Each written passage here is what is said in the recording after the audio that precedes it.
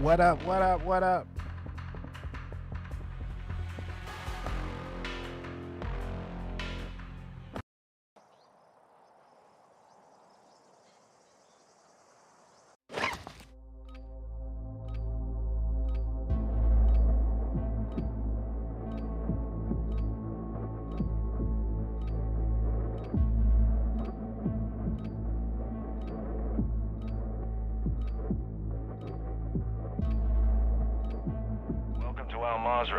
Explore, secure intel, and loot to gain access to new missions. Enemy threat is high, so expect contact.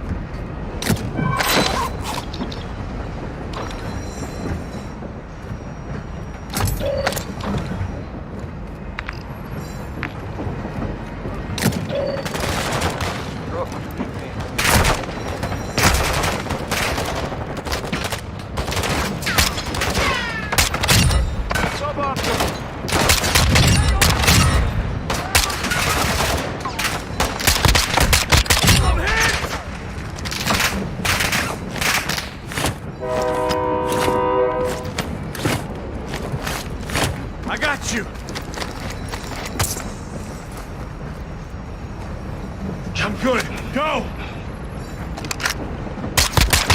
Well, for one, contracts awarding cash are marked on your tax map.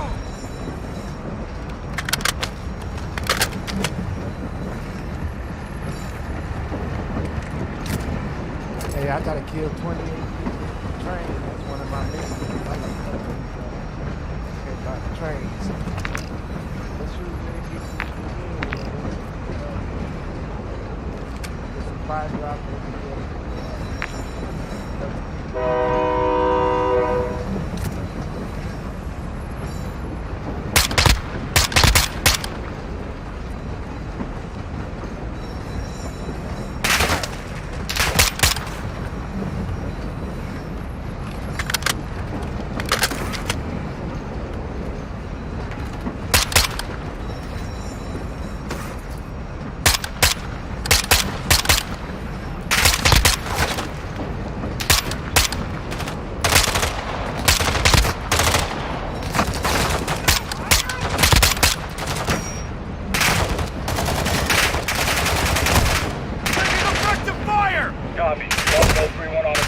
strike inbound.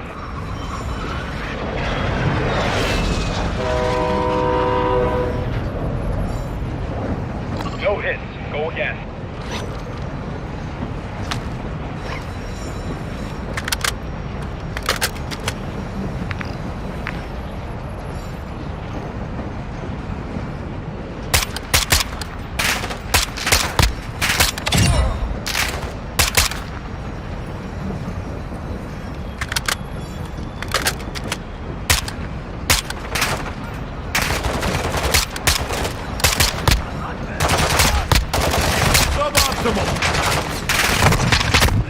I'm hit!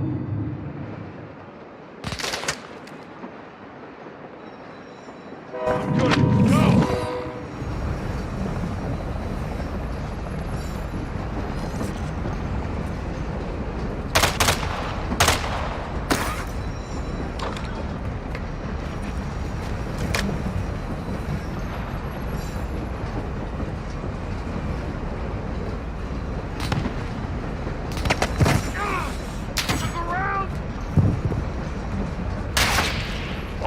We're seeing increased activity in the area. Stay sharp. I'm good. Go!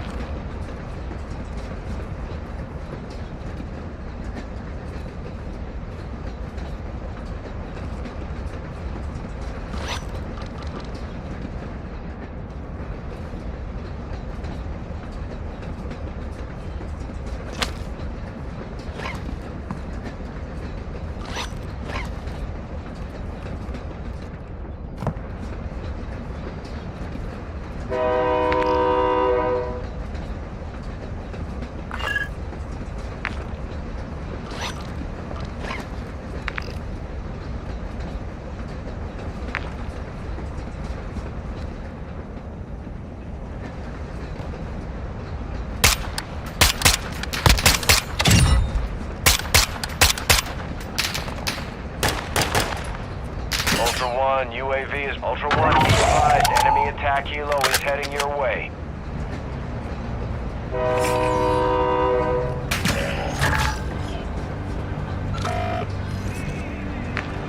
Hey, let's go.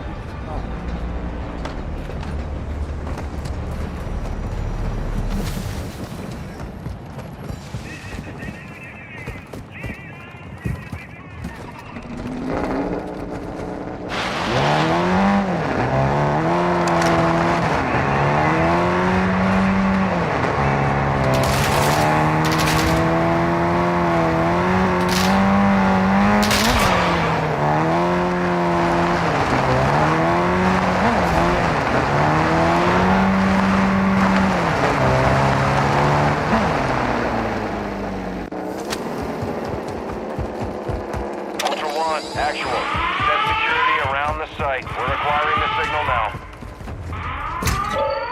Ultra One, activity is increasing near your location. Stay alert.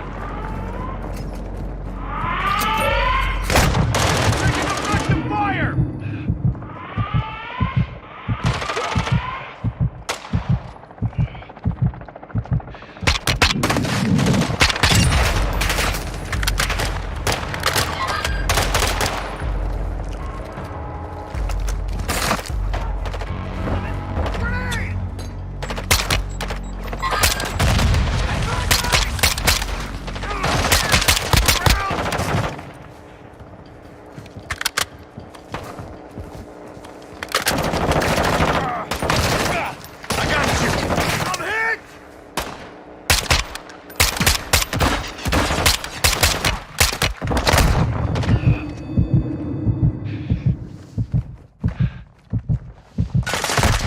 Taking effective fire! I got you. Good. Go! 1-1 requesting UAV is recon at this online. time.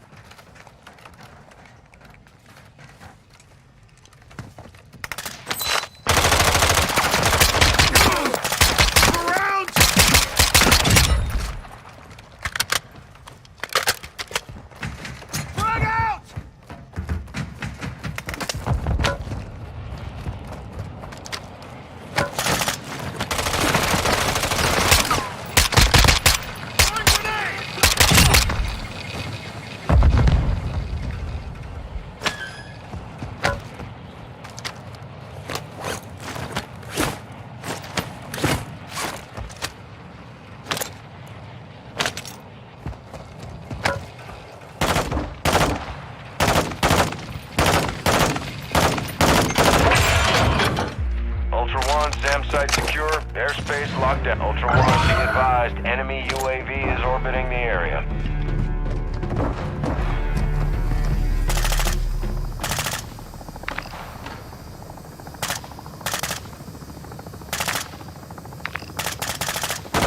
Ultra One, activity has increased in the area. Keep your eyes open.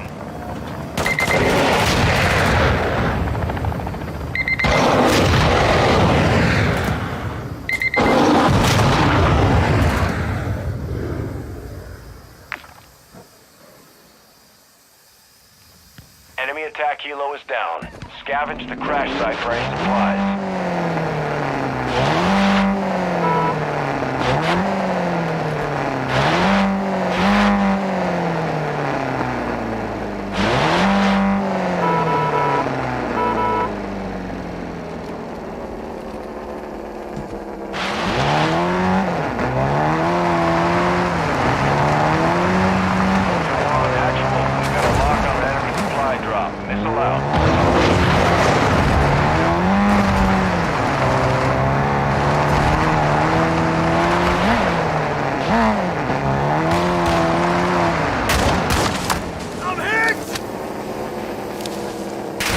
Actual to Ultra One, positive impact, aircraft destroyed.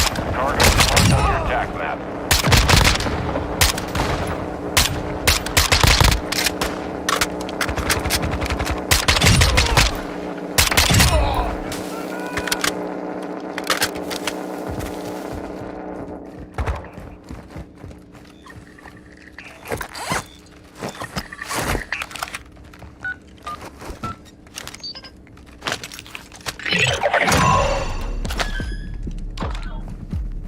Ultra One, Intel located AQ supply sites nearby. We need you to destroy them. Coordinates are on your TAC map.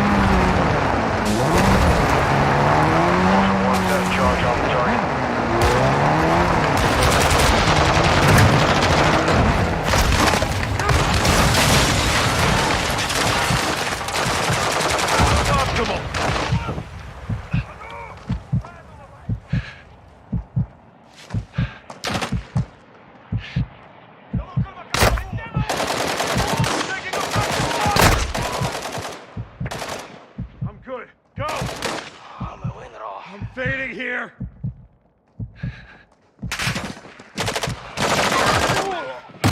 I need medical! Incoming!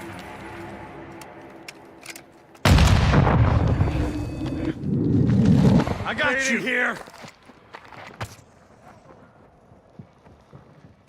I'm good. Go!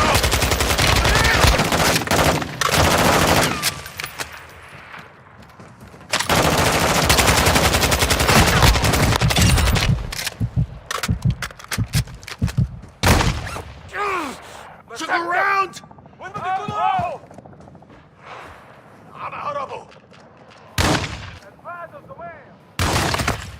hit!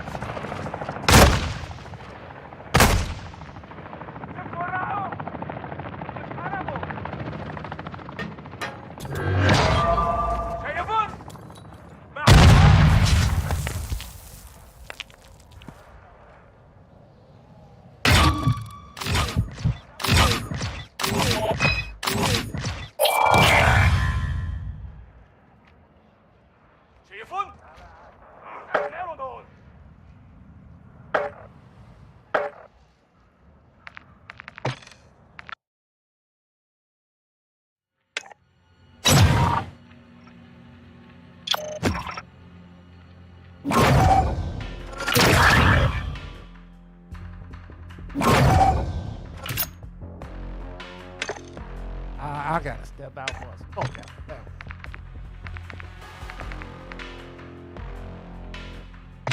Yeah, I can show you how to do it.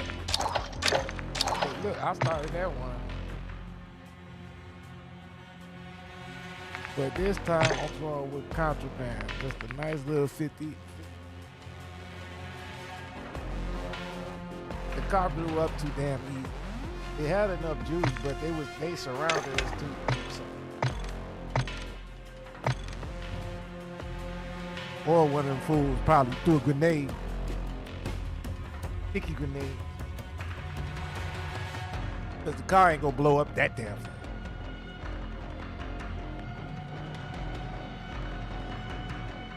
Oh yeah, dude probably threw a grenade.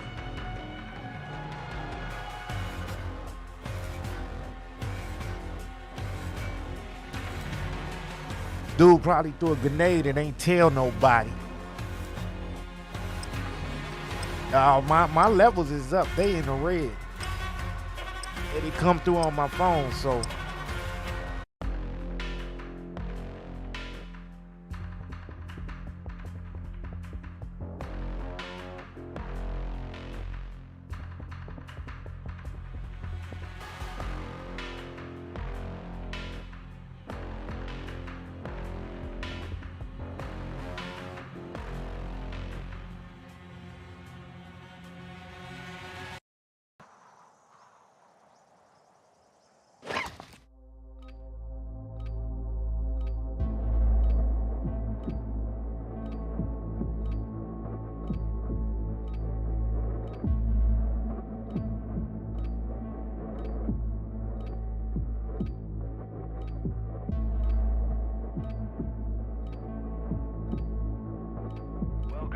Mazra.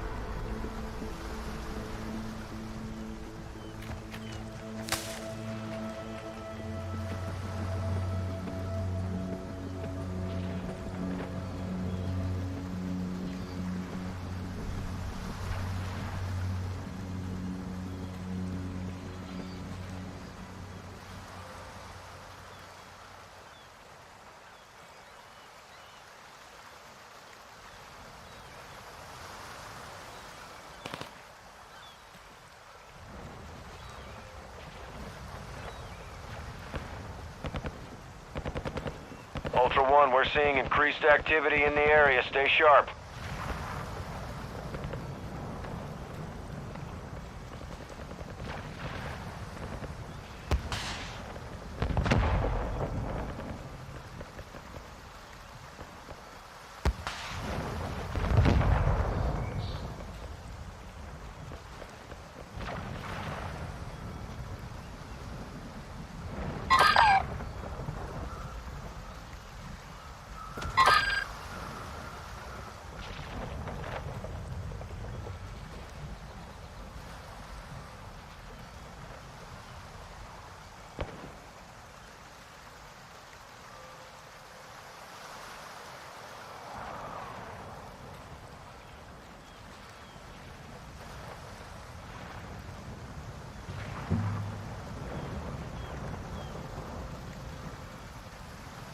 Y'all trying to go for the thing on the M13 right now. Gotta get masks in there. We ought to raid the airport first.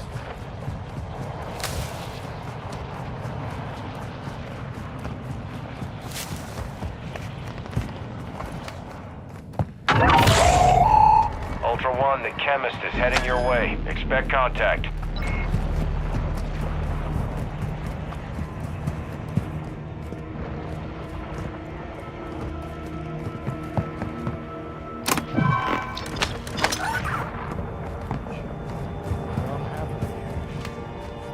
Mask in itself.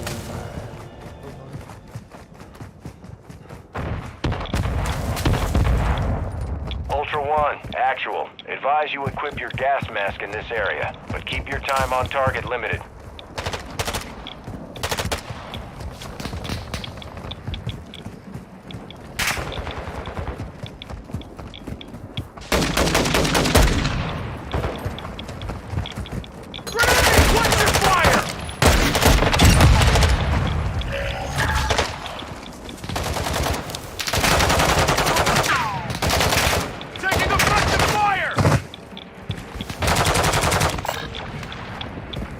I got you!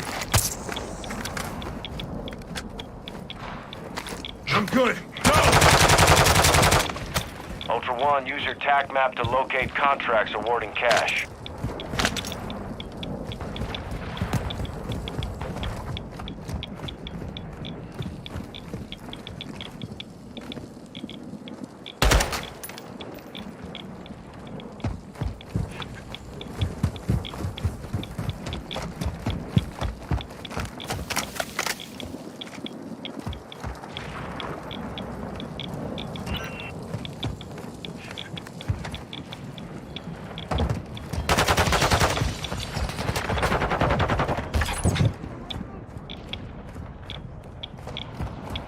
I got you!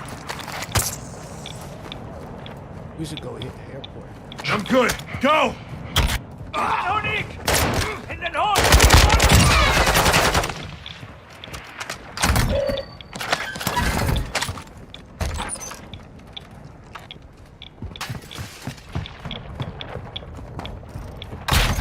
Ultra One, be advised that safe is bringing heat your way. Be ready for a gunfight.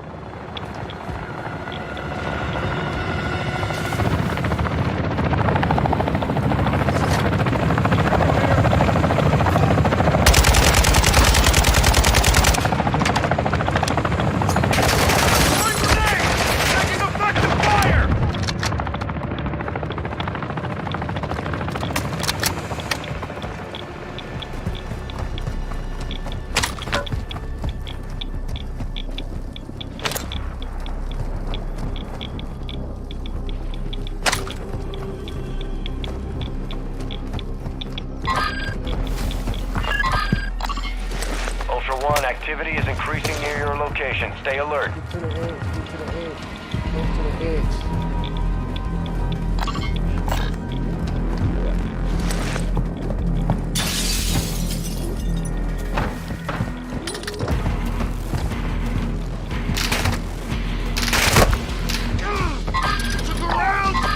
I'll come and get you. A3, I need some backup. Ultra One, the safe is open. Secure all contents.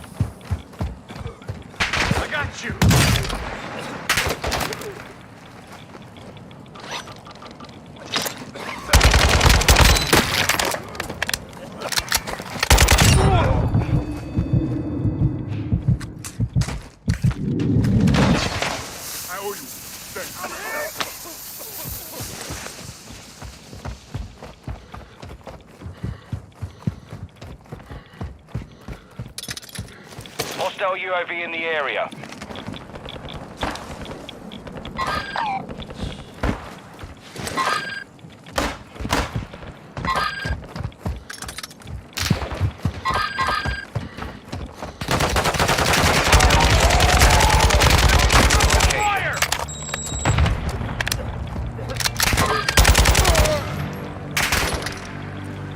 Find medical. I got you. Need medical. Thank you, my friend.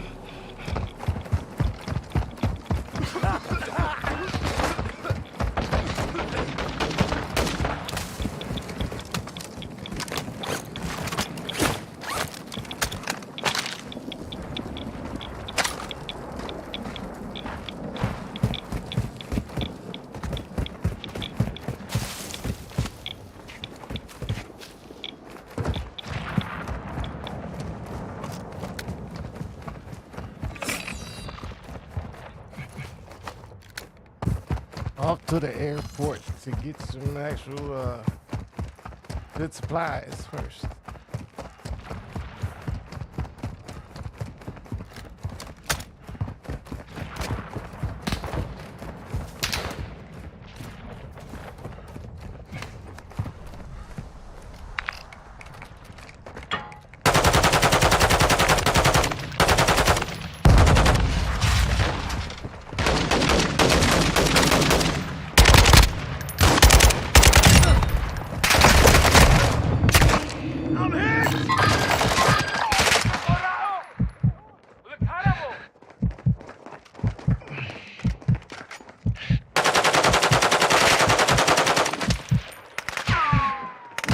I got you!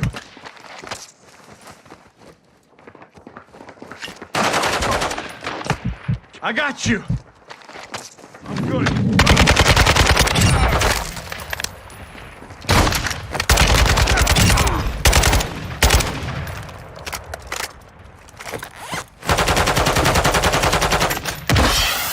Yeah, let's go around the side. Taking effective fire! Ultra One, your target was a Los Alamos smuggler known as Navarro. Transferring a bounty payment now. Look around!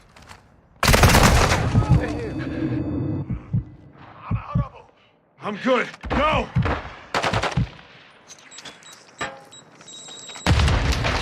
Good. Go!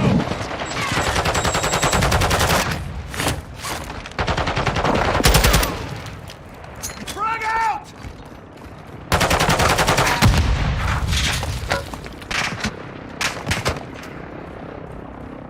Enemy UAV overhead.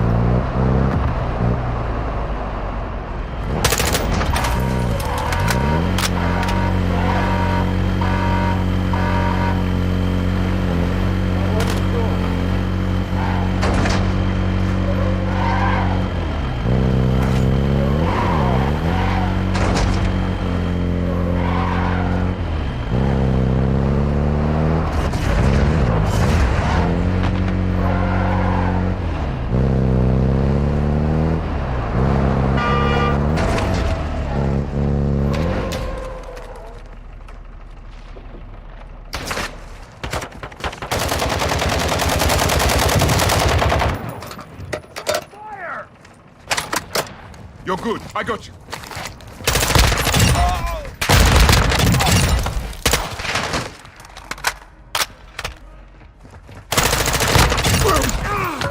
Took around! Ultra One, activity has increased in the area. Keep your eyes open.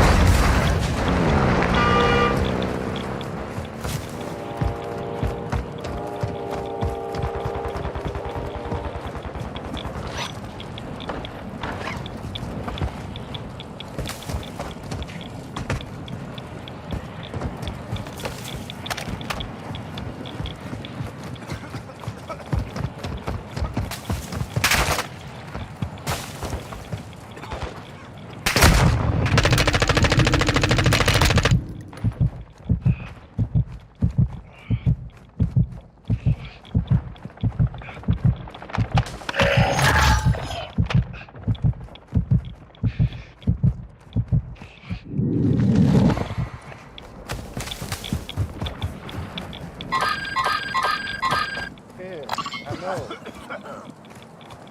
It takes very loud. Y'all keep on running and rushing. I can get you.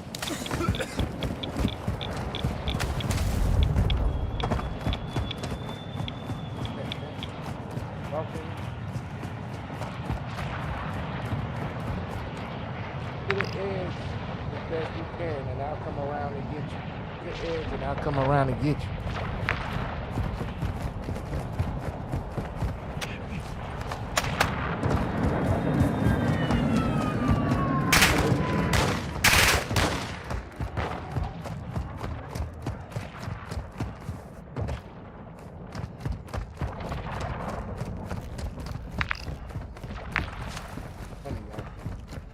Here I come.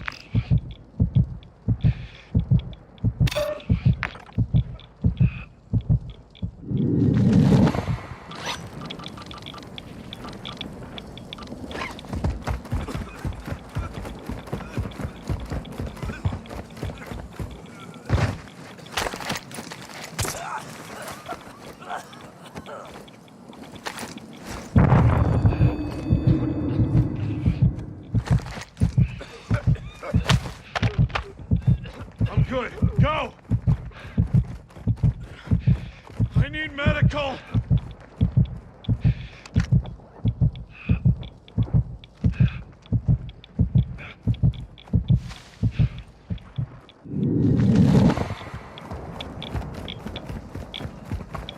I don't have any stems, no revives, nothing.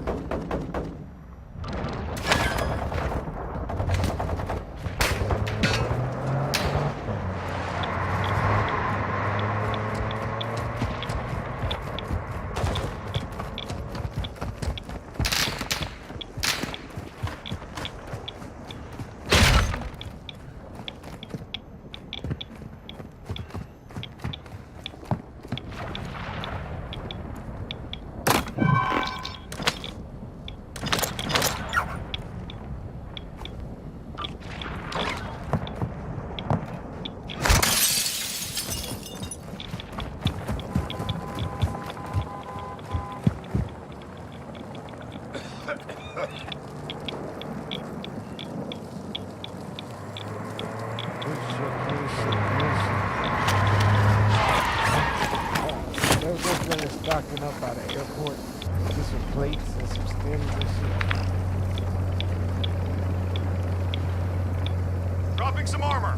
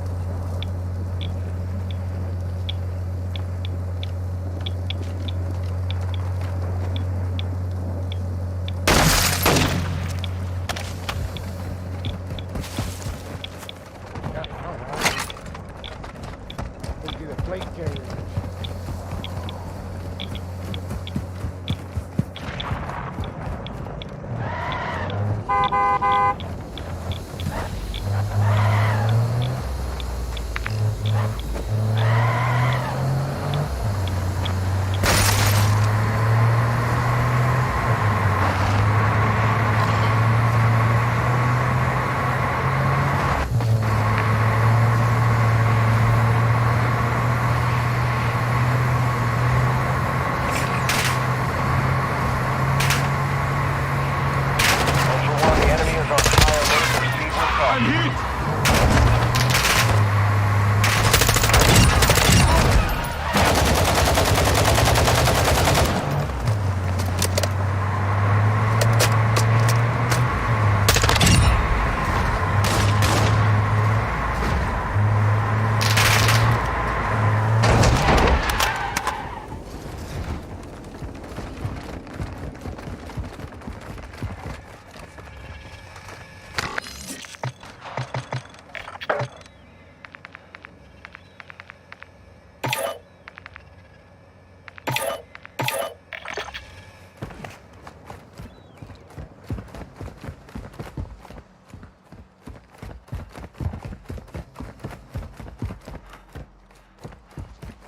Ultra One, be advised, winds are picking up. Move to an extraction point.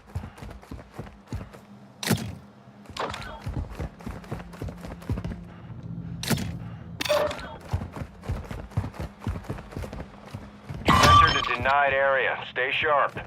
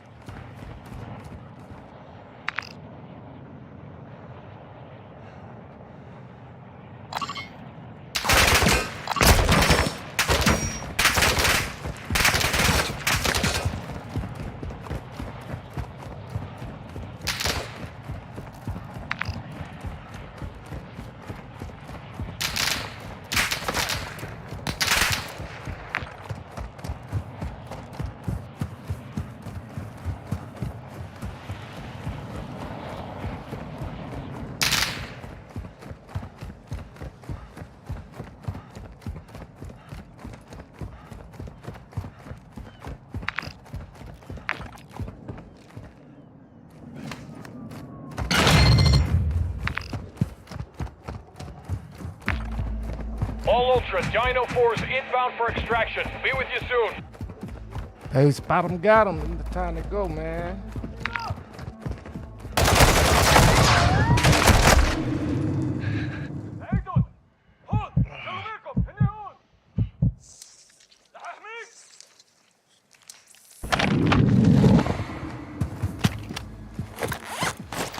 This is Dino 4. We're approaching the LZ now.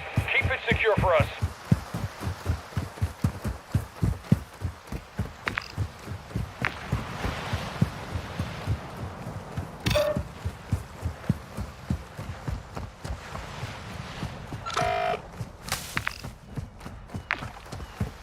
Dino 4 is at the extract point. Be advised, we can't stay here long.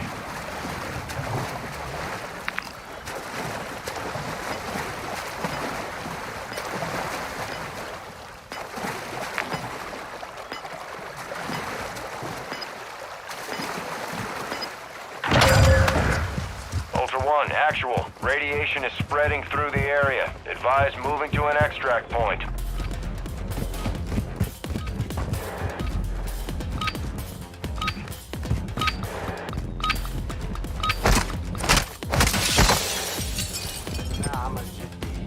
ما بيهتم.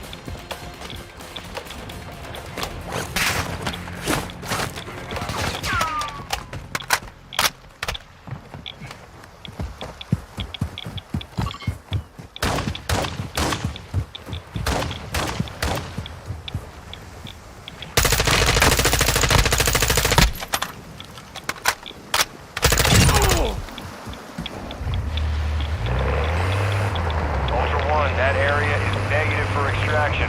Move to an alternate extract point.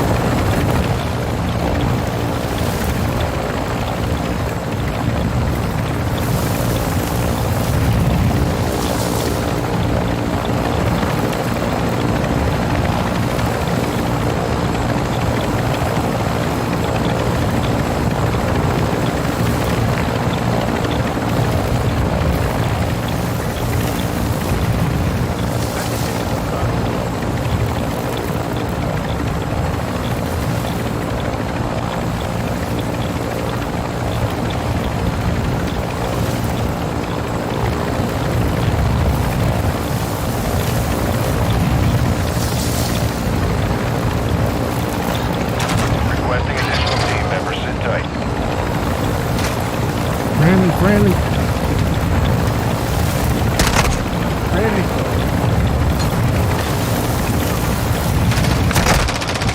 One, activity is increasing near your location. Stay alert.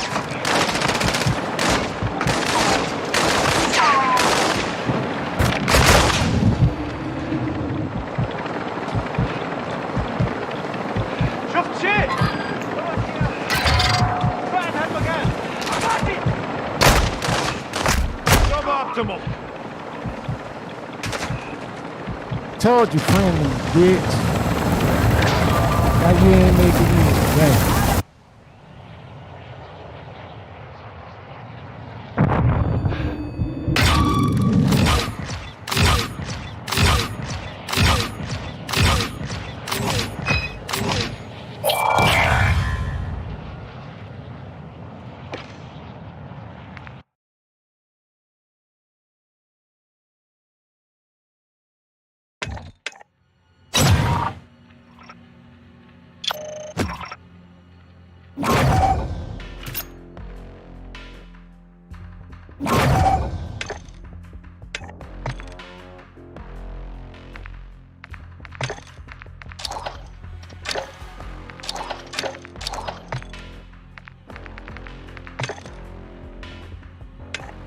Now I gotta do it all again.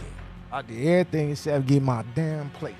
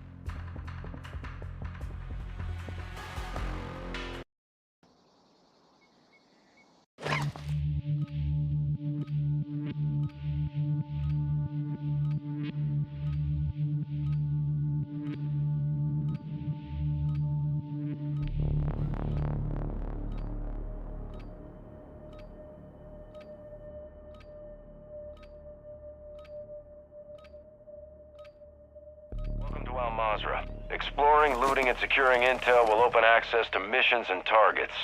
Expect resistance from local forces and watch for other operators in the AO.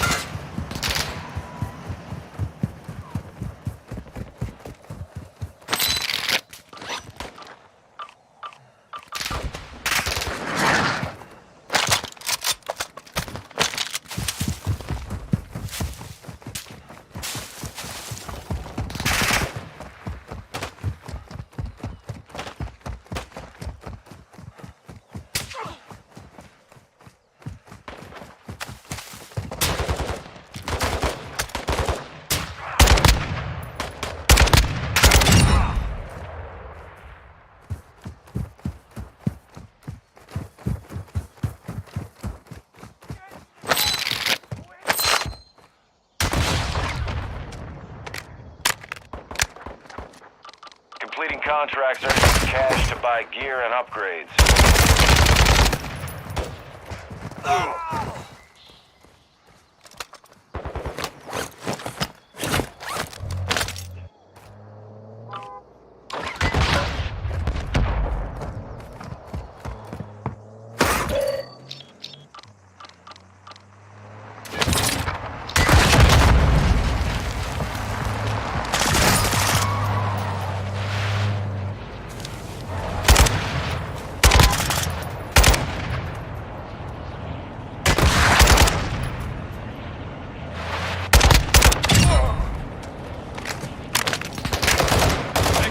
Fire!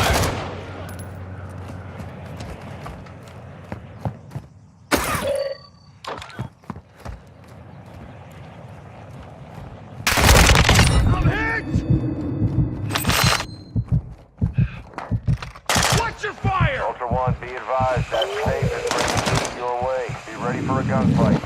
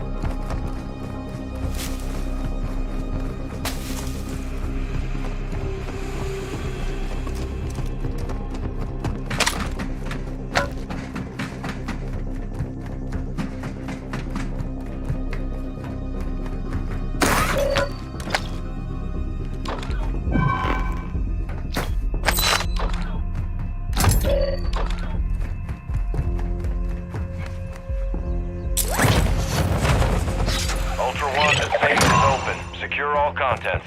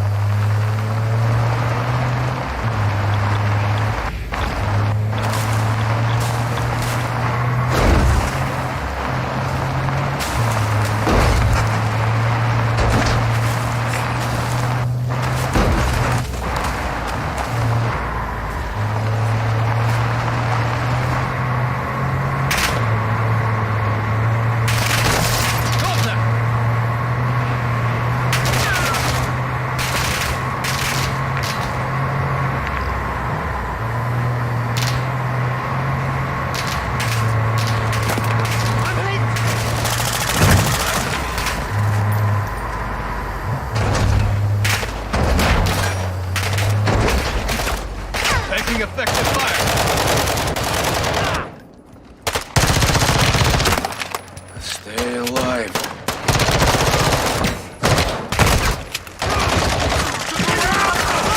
Check fire! I got you.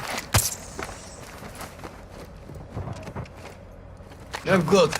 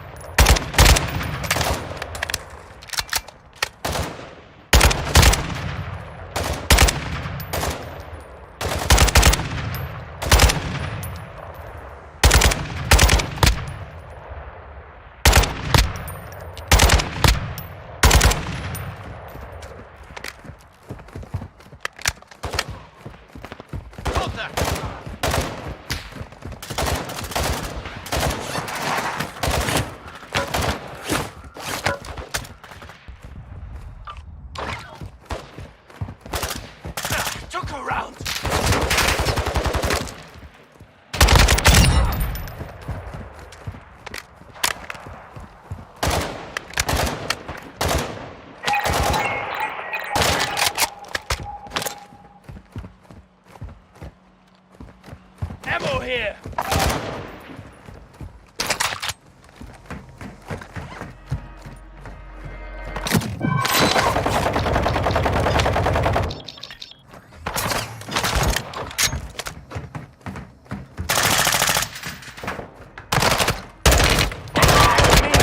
9 area. Semtex out! Enemy presence is high.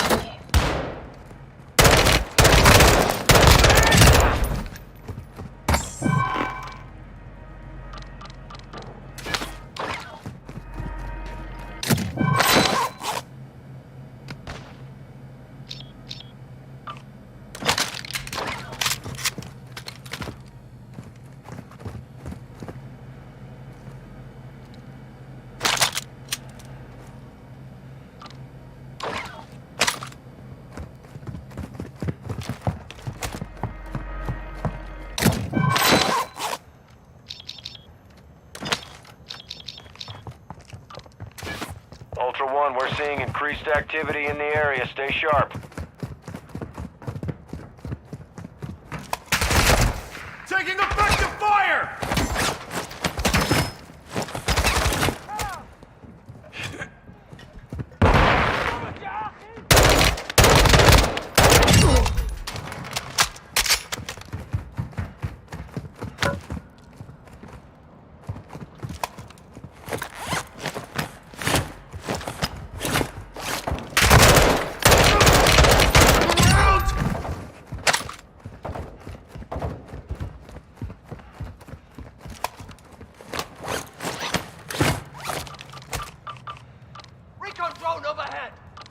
Friendly recon online.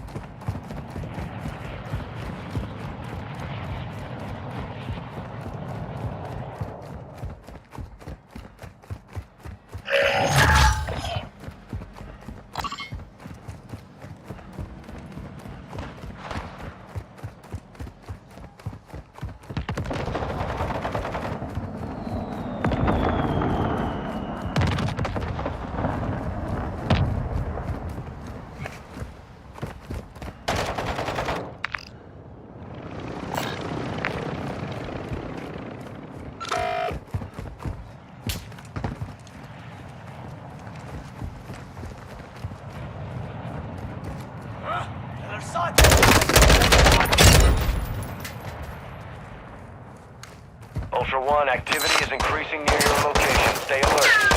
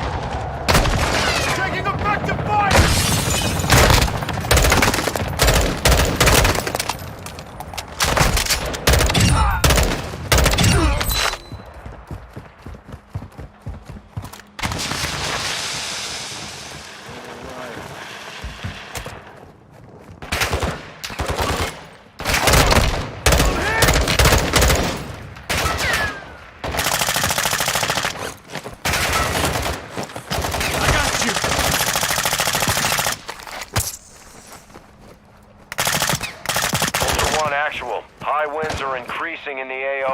Move to an extract point before radiation spreads.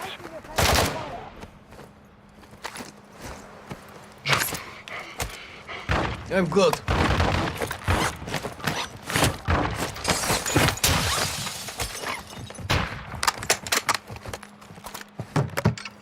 Ammo here!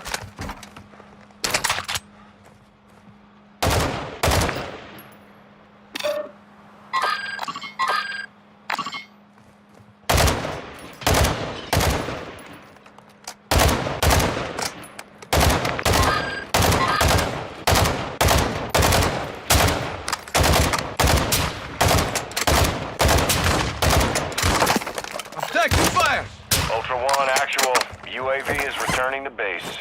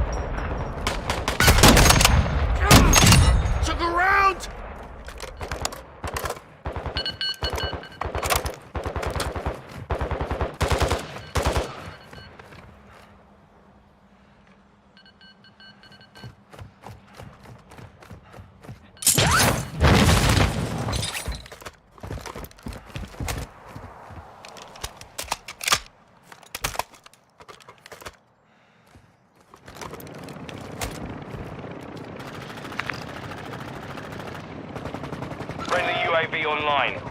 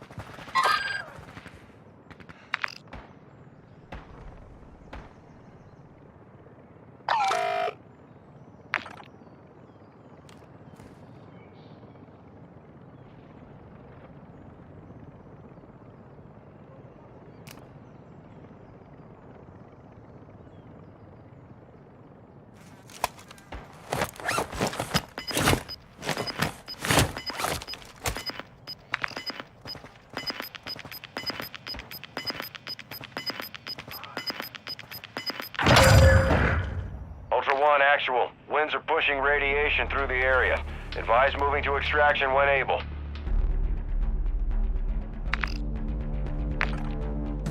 Ultra One, be advised, UAV is RTB at this time.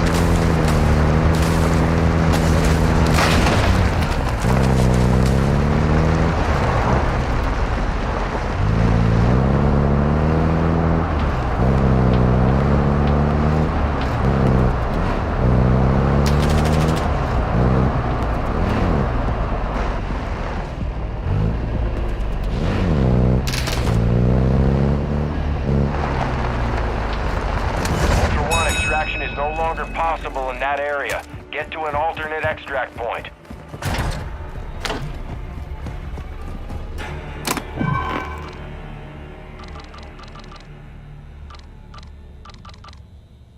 Ultra One, activity has increased in the area. Keep your eyes open.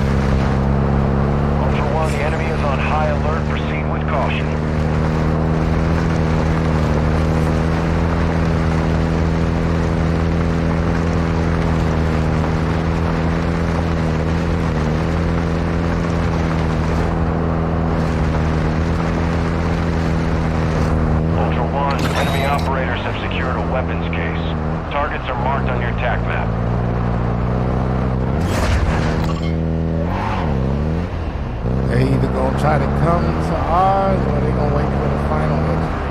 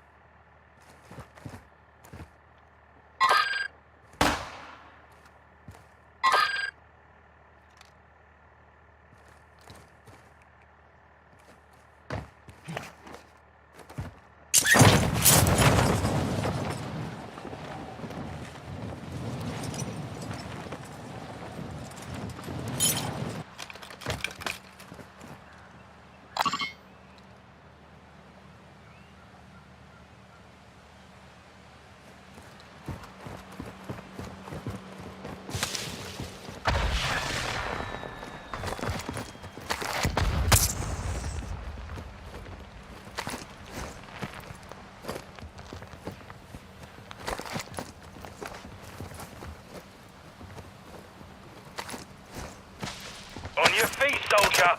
Hunt them down. I'm good. Go!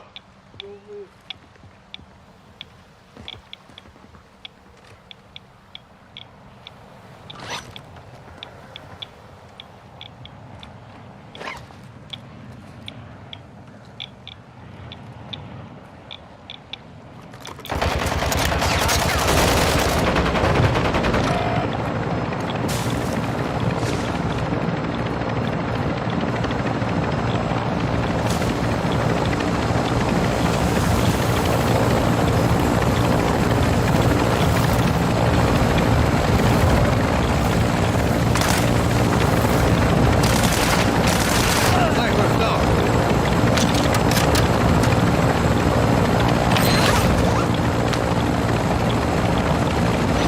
One, you secured a tag. That enemy squad will be tracking you now. Stay sharp.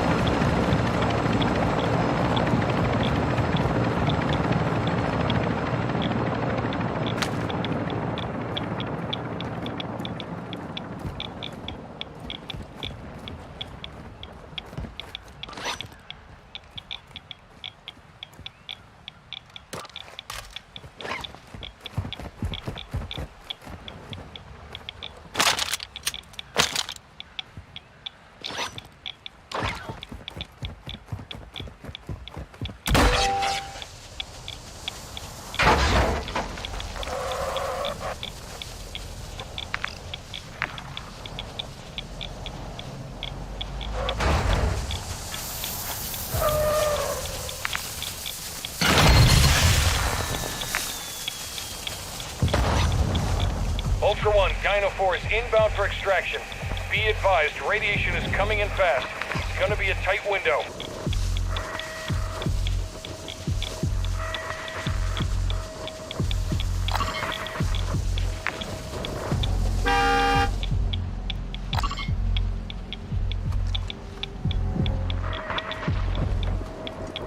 Ultra One, be advised. Ultra One, we have visual on the LZ. Keep it clear.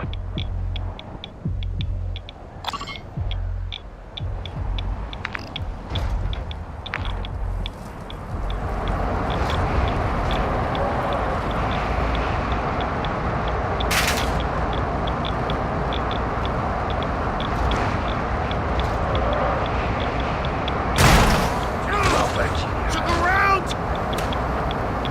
Ultra One, Dino 4. We're approaching the LZ. Get it secured.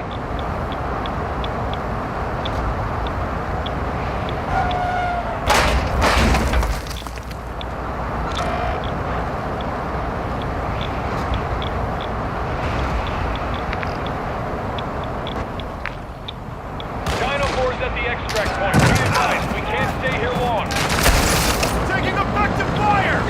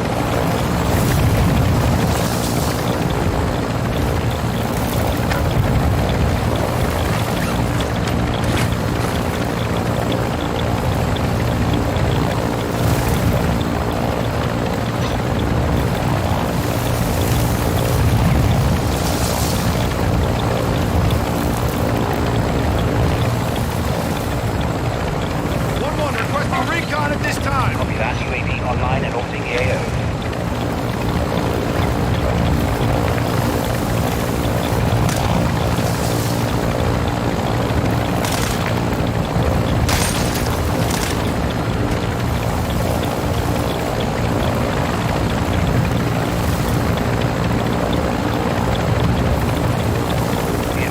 UAV is exiting the AO.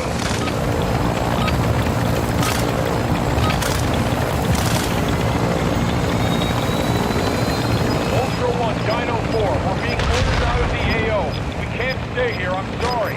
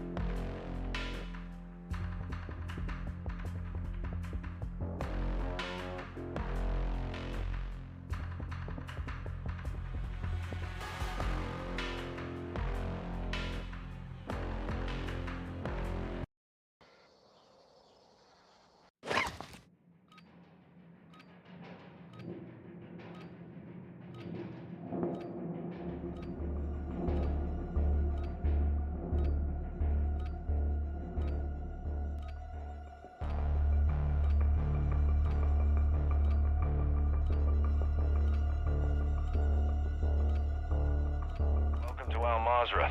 Explore, secure intel, and loot to gain access to new missions. Enemy threat is high, so expect contact.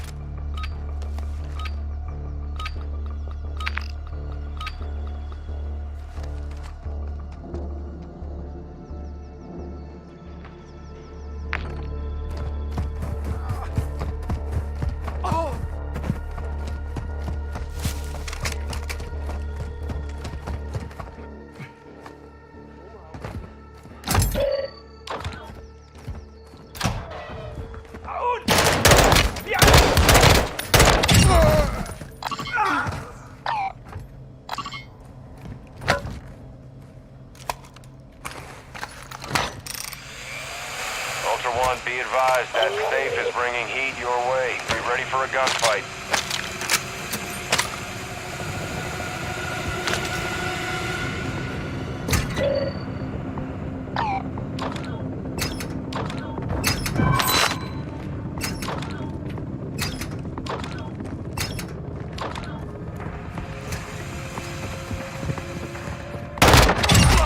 Ultra One, we're seeing increased activity in the area. Stay sharp.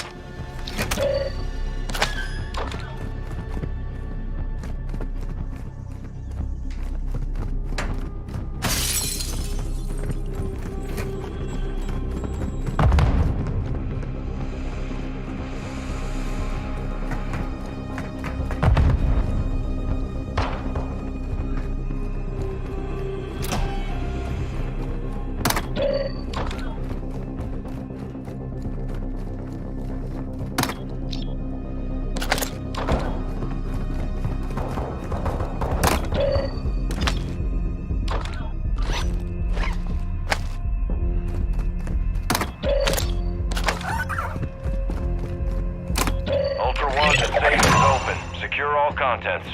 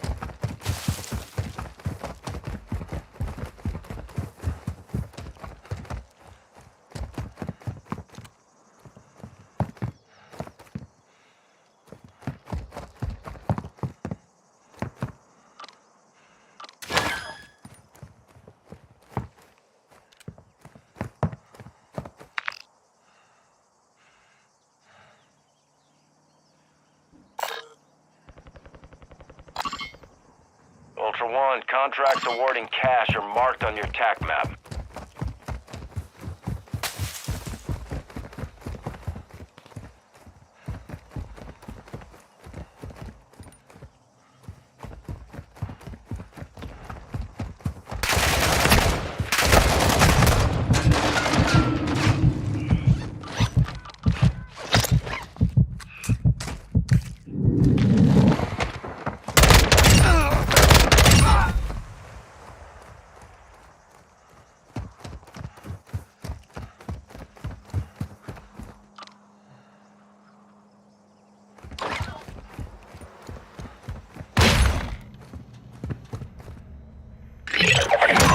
Actual to Ultra One, your intel supplied the location of high-value cargo being moved in the AO.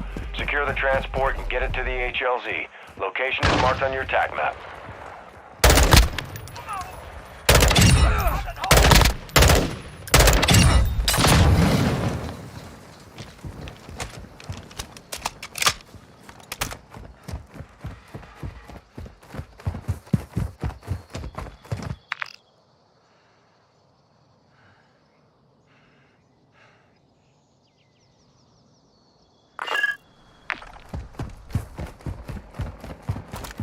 Ultra One, actual. You're approaching the objective now. Vehicle is located in the warehouse building. You're cleared hot on any threats in the area. Ultra One, this is actual. Use the keypad for entry. Access code is inbound.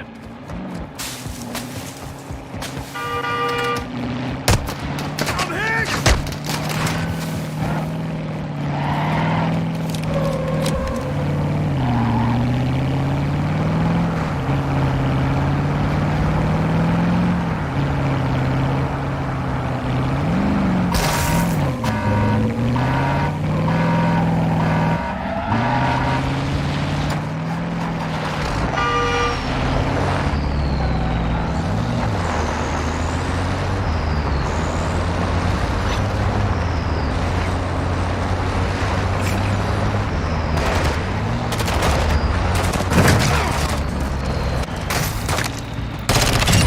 Watch your fire!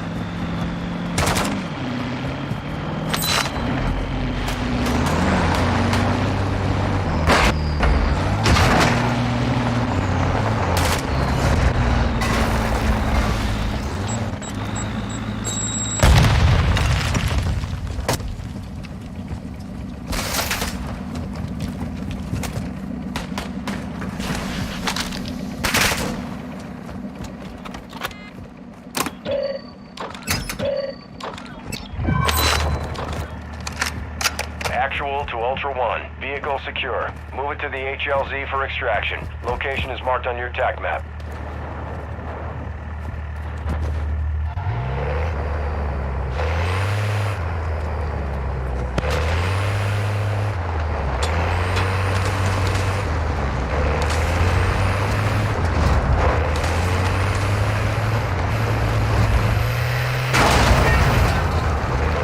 Ultra One, actual. Enemy bird is closing on your position fast.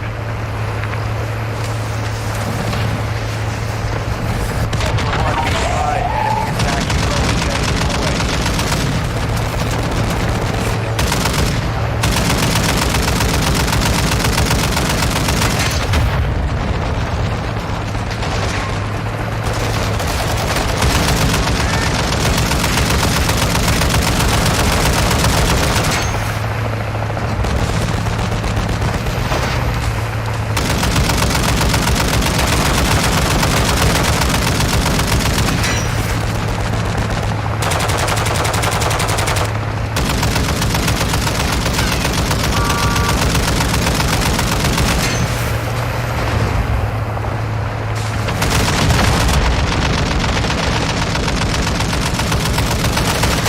Taking fire!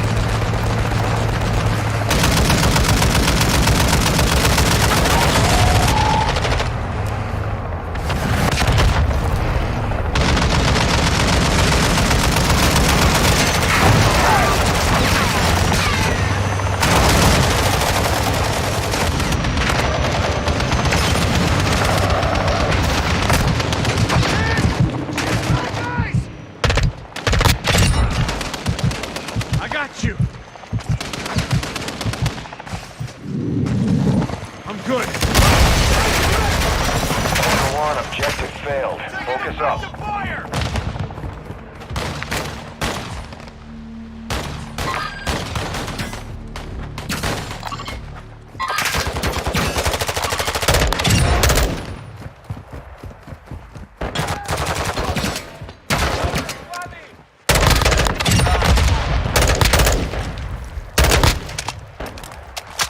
I got you.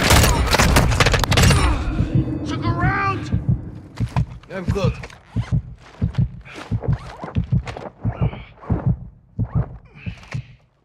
Grenade!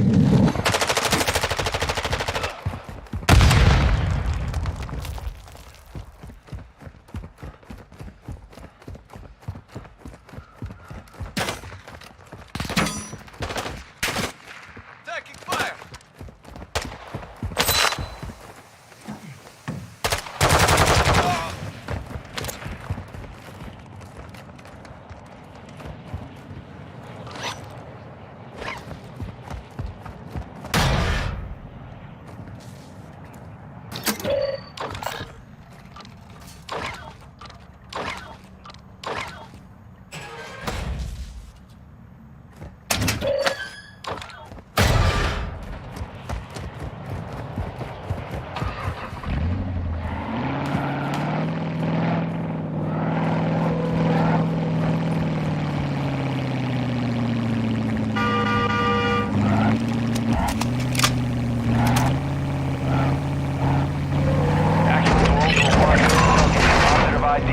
high-value target. Marking location on your TAC map.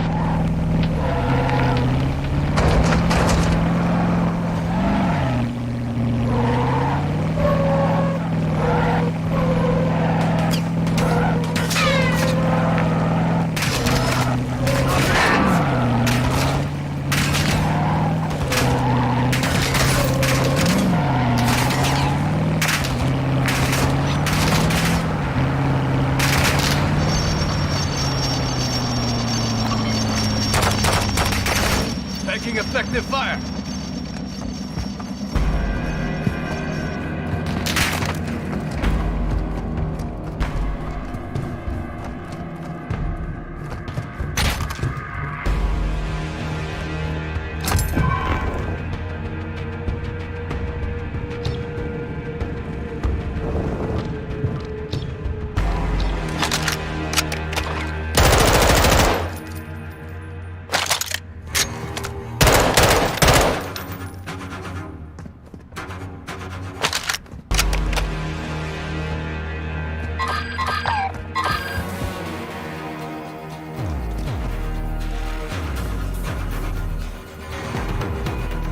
Requesting recon at this time. Copy that. UAV online and orbiting the AO.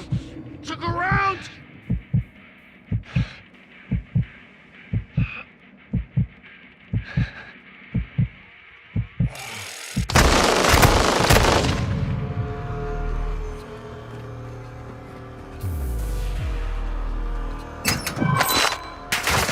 UAV is bingo fuel. RTB at the time.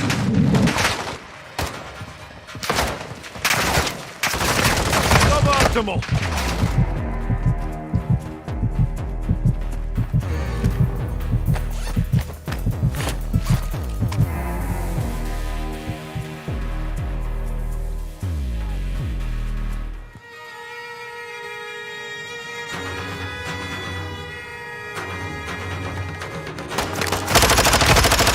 Suboptimal.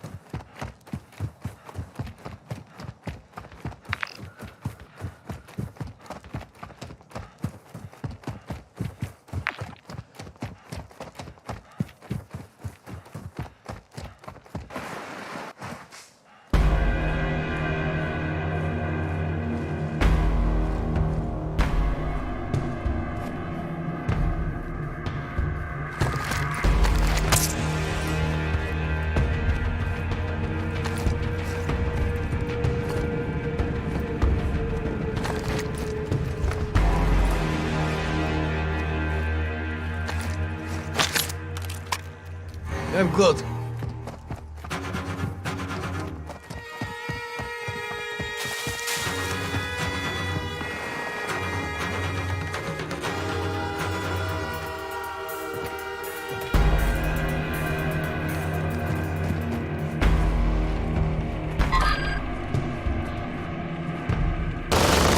I got you. I need medical.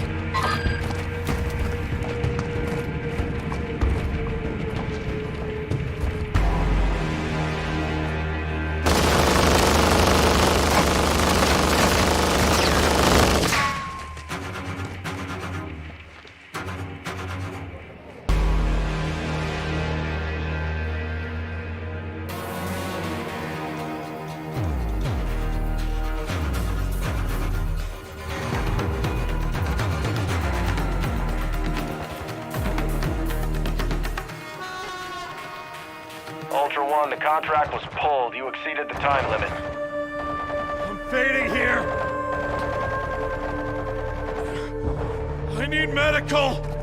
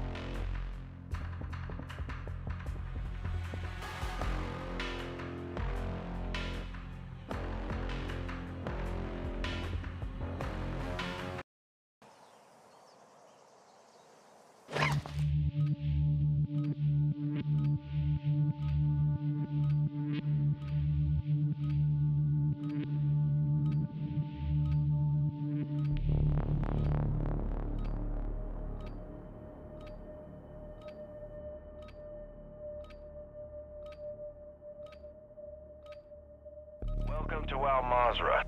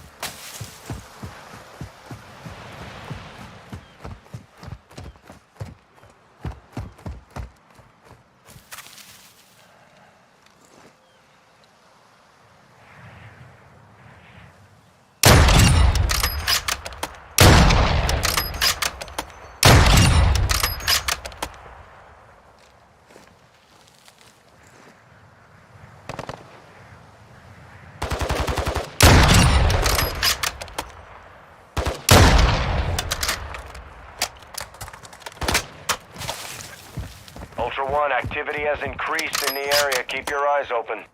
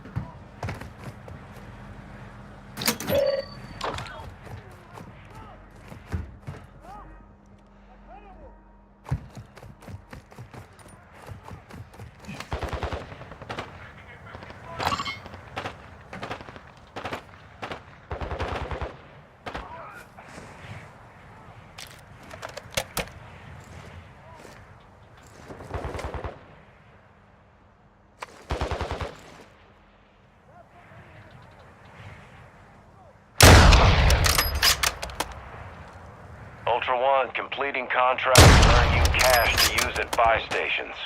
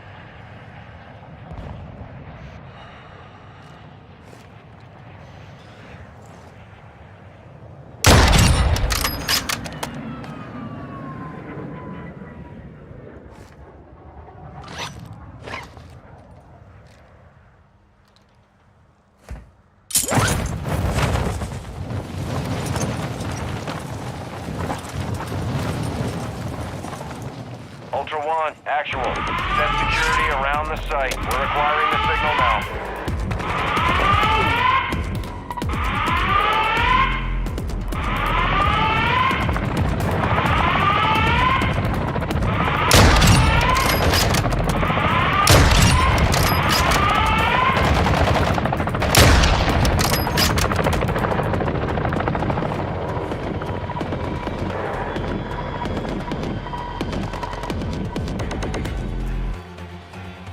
Ultra One, we're seeing increased activity in the area. Be sharp.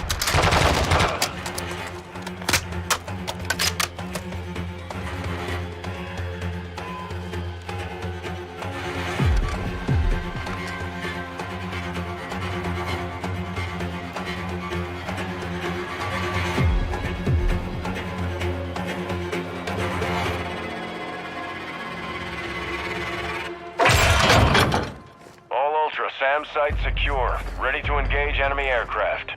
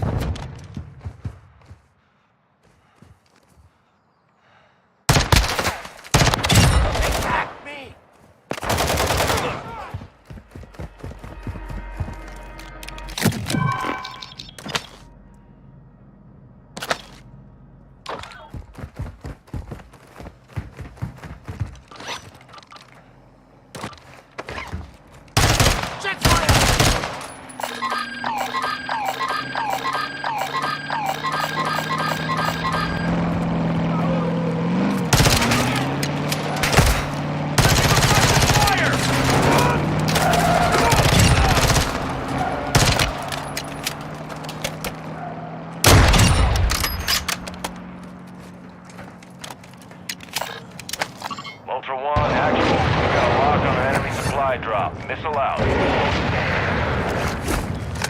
Actual to Ultra One, positive impact, aircraft destroyed. The cargo is marked on your TAC map.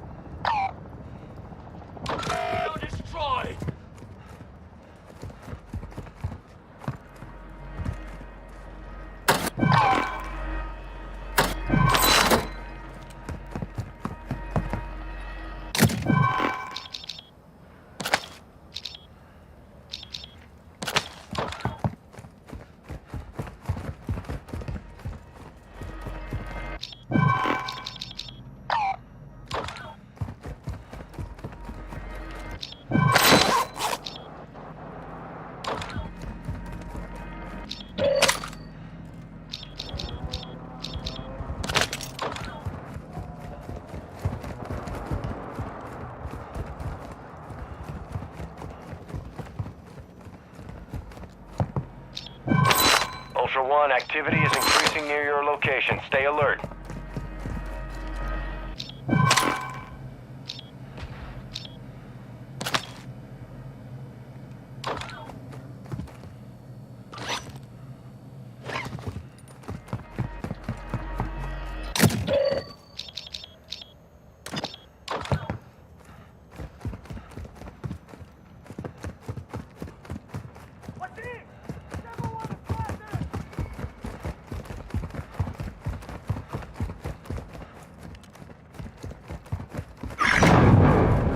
Ultra One, we lost control of the SAM site. Close air is unavailable in your grid.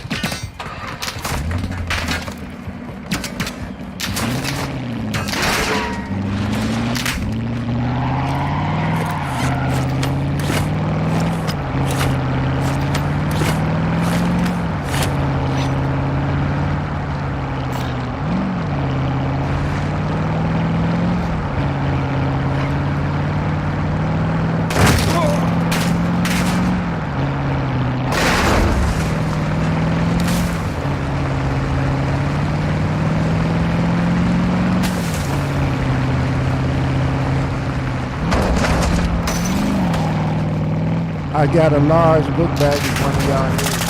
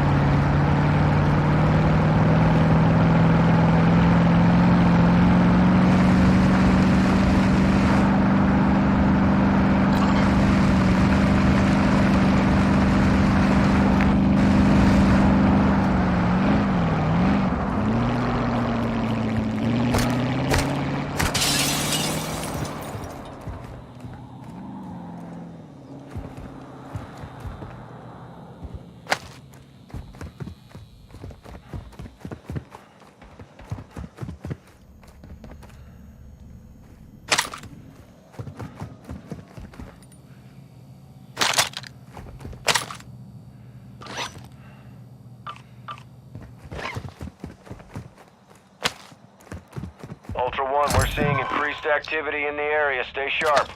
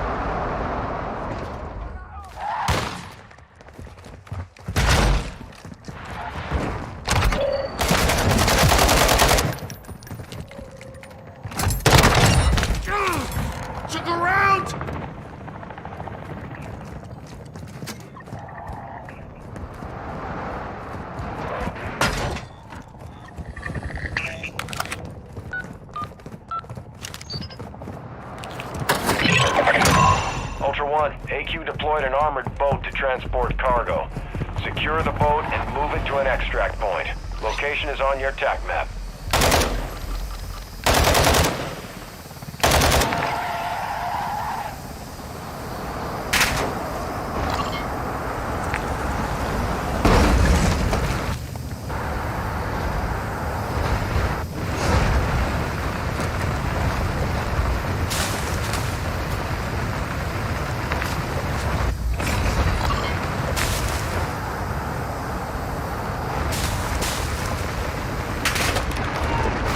The armored boat is dropping in now. Move to intercept.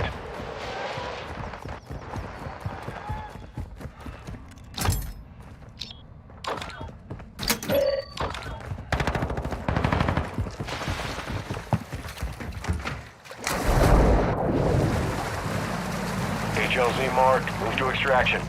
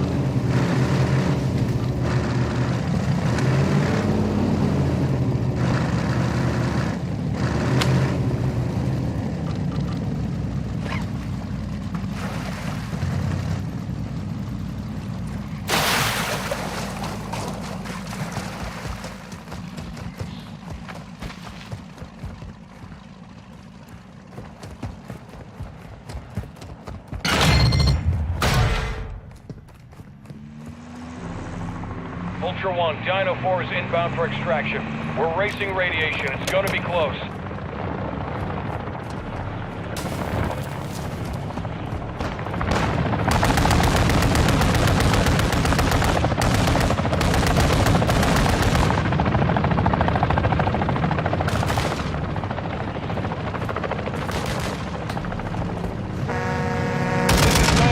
We're approaching the LZ now. Keep it secure for us.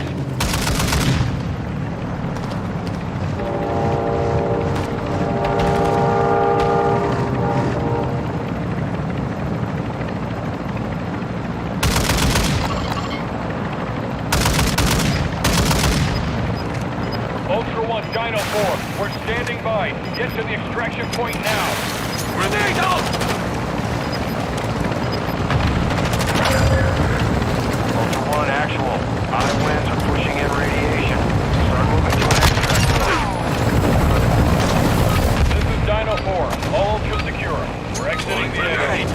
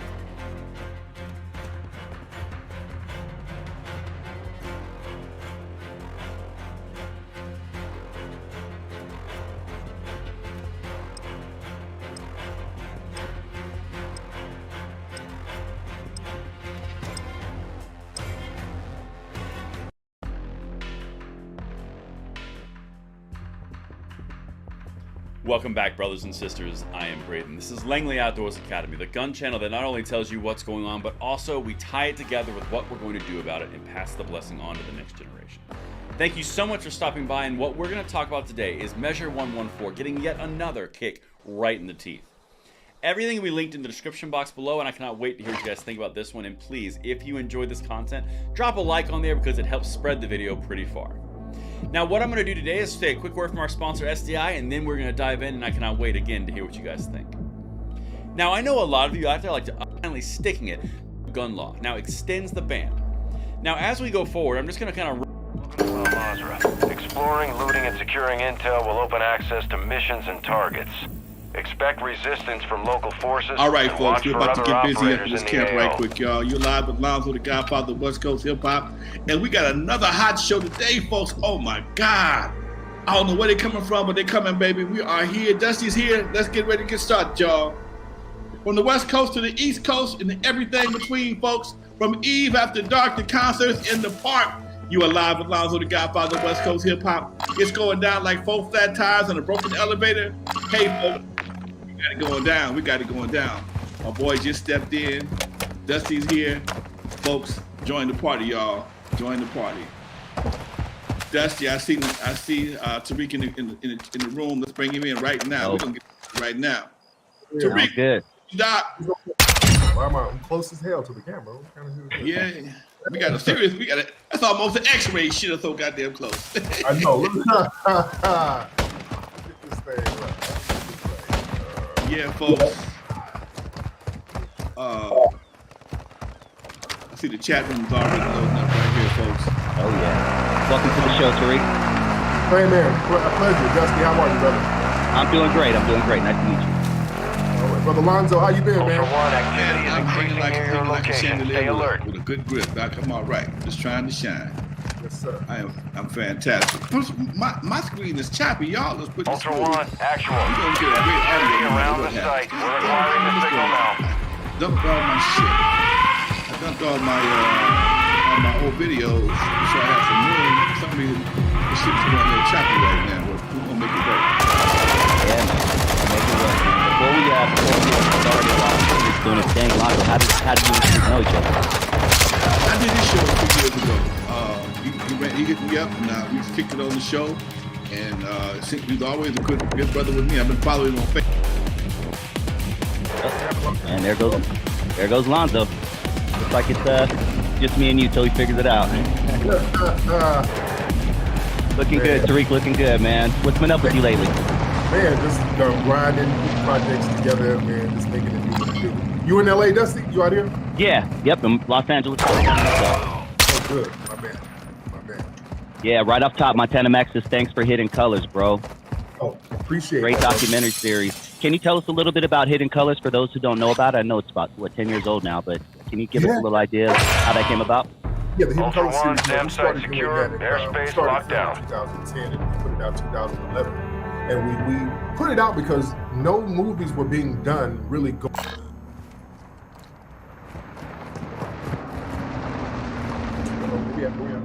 Now it's just me. He's figuring something out ahead there. Keep going. All right, there he is. There we go. All right, go for it. Rearrange. We're here. Tariq's talking about Hidden Colors, his series from about 10 years ago. That was one of the first questions. So he was just telling us how that came about. Yeah, tell us about that, Doc, please. Yeah. So 10 years ago, we started doing the Hidden Colors series because at the time there were no movies really showing about how history of views were as black people. The blind side show the very area, keep your eyes open. Ultra One, use your task map to locate contracts awarding cash. See how it does, and fortunately it took off and it became a history-making documentary series. How many episodes or chapters do you have? Ultra One, actual. Yeah, we did a lock on an enemy supply drop. Missile out. All of it outside. Positive impact, aircraft destroyed. Cargo is marked on your TAC map. But yeah, I started doing my thing with the Hidden Colors series. We did 5. I stopped at 5 because there were so many other topics within the film series that we. Okay. That's what we do. Took around. Okay. Oh, dope. Should we just start getting the questions? Because there's a lot, man. Do you have anything specific, Lonzo, you want to start with? Let's go to the chat. Let them have Okay, it. cool. I got it. Yeah, we got a lot here. Let's go back before you transition to becoming a documentary filmmaker and content creator. Early in your life, you wrote books on how to pick up women. Can you talk about how that started and where that went and what got you in that direction? Yeah, you know, I wrote my first best-selling book called The Art of Matching. At the time, if you remember, in the 90s, they were coming out with these real sensitive books that were giving men the wrong advice. They had these Jennifer Mars, these type of books, all these books selling dudes to get under the 10 legs of age, real cornball stuff. And women really, on the surface, they say, oh yeah, that's cool, but behind the scenes, women didn't really like that stuff. And I wanted to write a book about relationships that was really unapologetic, that really was the antithesis to all of these simpy books that were out at the time. So I deliberately made a title that was very titillating, and I said, hey, I'm gonna write a book called The Art of Matching, the official book on how to be a player. So that was very controversial at that time. Huge big seller all over the world. Women started buying the book more than guys. And then my second book was a book for women. Simon & Schuster gave me a book deal with a book called Player Be Played. So I would write books for men and women at that time. But I got my start being an author, and my books ushered in that whole pickup artist movement that popped off in the mid-2000s. So then I started transitioning into the film thing because a lot of people would ask me questions about relationships that would always kind of relate to race at the same time. Race and relationships kind of go hand in hand because you end up talking about procreation. So that's how I kind of gradually transitioned to talking about racial politics as well. So all of it came from Ultra One, we need you to target enemy supply sites in the area. I love Locations it. are marked on your A tac few map. people asked about your stance on reparations and the price of reparations. Can you talk to us a little bit about what you've been up to lately? And I guess I'll add a question to that as well. What would be the ideal settlement for Black Americans or what the country has done to them? Or what would, in your opinion, make it square? Yeah, so I've been very, very much up on the reparations thing out here in California. I was very speaking with the task force, corresponding with some of the people that's putting the task force together and getting all of the documents out there to the public. Was adamant about it being lineage-based. That was the first hurdle, because what happens is when we talk about reparations, there gets a lot of trick bag language gets mixed in. They start talking about reparations, and all of a sudden, everybody's qualified for reparations. So if everybody's qualified for it, it's not really reparations. We had to make sure that the reparations were going to be secure the specific area or for start moving foundation to of the Black next Americans target. who descended from slaves. We just had a big rally. This is my rally for reparations shirt right here. We had a huge rally in Washington, D.C. last month, talking about 1,000 people who were stuck into reparations.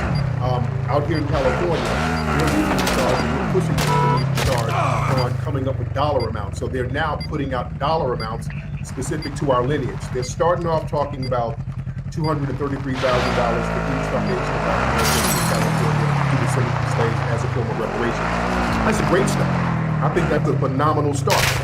Some people say that's not enough. It's not enough, but that's a start. You got to start somewhere. We have too many Black people out here.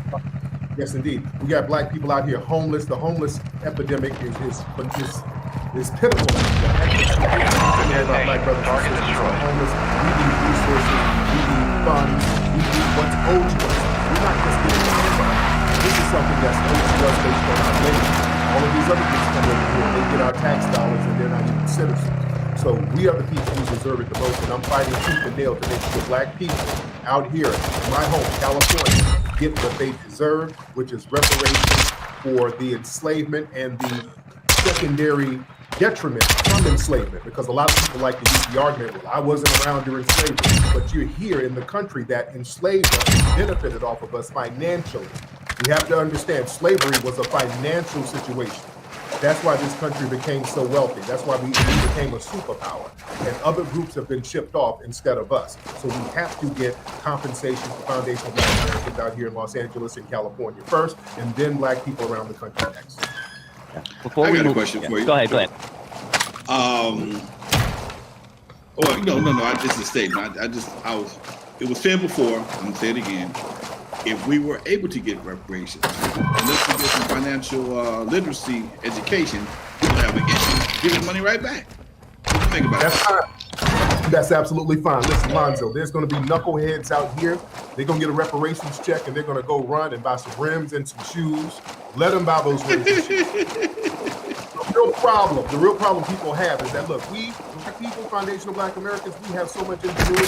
They understand, listen, we can take nothing and make something out of it all the time. If you give 10 of us reparations, 5 people are going to be millionaires by next year. I can guarantee it. Okay. We know how to get money flipped. We know how to do some good shit with some money. We have to stop judging our society by the lowest common denominator. Listen, Lonzo, you are inspiration. I'm a fan of you, Lonzo. You guys took something from nothing. You guys were out here in Compton, and Compton was looked at as the bottom of the barrel in Los Angeles. That was a throwaway city. That's where those niggas live. That's where they live over there, and they do all of the drugs and the crack, and that's where the degenerates live. You guys were in Compton. You took something out of nothing. You created a worldwide phenomenon out of nothing. So with that type of ingenuity, if you give us equal financial gain, we can take it to another level. Look at what we do when we don't have that. Look at what we do when we don't have obstacles, when we have obstacles and we still overcome those obstacles and thrive. Gotcha. There it is. Gotcha. Hey, Lonzo, just make sure the phone lines are on. We are having a call in if you guys want to ask a quick question. Tariq Nasheed, 424-256-9211 is the question. Tariq, I have a question kind of piggybacking off of what we're discussing with reparations. Yeah. There was a high percentage of Black people who were slaves, a very high percentage of Black people who were slaves. How do we differentiate them from the ones who were actually slaves? And do you think just because they're Black, they also get reparations, even though they own slaves? Well, we got to understand, when Black people owned slaves, usually they were relatives. They would buy their relatives out of bondage, and on the documents, it will say this Black person owned this person, he owned his son, he owned his wife, because you had to purchase your family members back. Our brother Denmark Vesey, he was going to lead he was going to lead a rebellion out of South Carolina. He would purchase his family members back, and they would be technically his slaves. Down in Florida, you had some of the Black people and the Black Seminoles. They were enslaved, but just on paper. That was kind of a deal that they had in order to protect themselves from a legal standpoint and from a political standpoint. But it wasn't slavery like the white supremacists were doing. They weren't raping people and beating them and all of this stuff. So for legal purposes, Black people would have to purchase their family members back. So when people use the argument where there were Black slave owners, they don't really put it in the correct context. That I did not know. Oh yeah. So Black folks did not have their slaves, other Black people out there picking cotton, working and things like that? For the most part, they did not. Now, you did have some of these children who were the mulatto children of the slave owners, who often had the mindset of their white mulattoes, the white supremacist fathers. Some of them may have been abusive, but that wasn't a high percentage whatsoever. Most of the people who were so-called slave owners would brought their family members out of slavery and into freedom. We didn't have huge plantations of Black people picking cotton as Black folk. We just didn't have that, because if we did, the white people would have took our money anyway. They like to bring up, there was a Black man, Anthony Johnson. They like to bring up the fact that that's not even the fact. They say he was the first slave owner in this country, which is not true. The first technical slave owner in 13 colonies was Mr. Gwynn. There was a guy named Gwynn, and he had a Black slave named John Punch. So a lot of people try to throw there were Black slave owners out there to justify what the white supremacists were doing. It was completely different. Black people were not doing that. And in fact, Anthony Johnson, they like to brag about being the first slave owner. They took his plantation and took his money, so he was left without anything. So we're still in the system of white supremacy no matter what. Them talking about a Black slave owner is like talking about Sheriff Clark. He's Black, he's a Black sheriff, so why don't you focus on him? Sheriff Clark is a tool of white supremacy. I'm going to look at the people who's running the system instead of a tool of the people who's running the system. I'm fading here. I got something tonight. I didn't know that. Thank you. Man, I'm glad I had you on the show, Doc. I'm good. Go. All 241 guests so far. You got anything, Lonzo, or you want to keep it going on my end?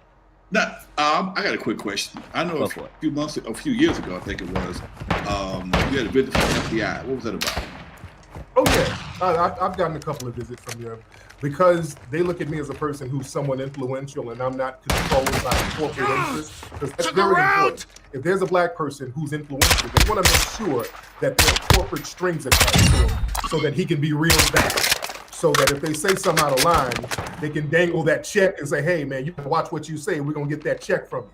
That's what they're trying to do to our brother C.R.U, by the way.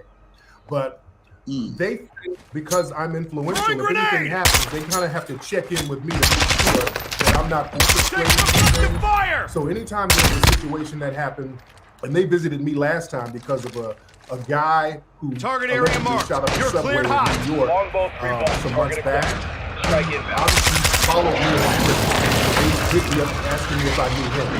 Same thing a few years ago when Michael Johnson shot the police down there in Dallas. They came to my home and they came to other people's homes, other influencers, asking if we knew him, was he a part of any organization that we were a part of. So these were like intimidation tactics. This is them just letting me and others know that we're watching you, so don't you say nothing out of line because we're watching you, and if we can jump bad on you for something that you didn't say, just imagine what we're going to do if you say something out of line. So it was just an intimidation tactic, which is something that we come to expect.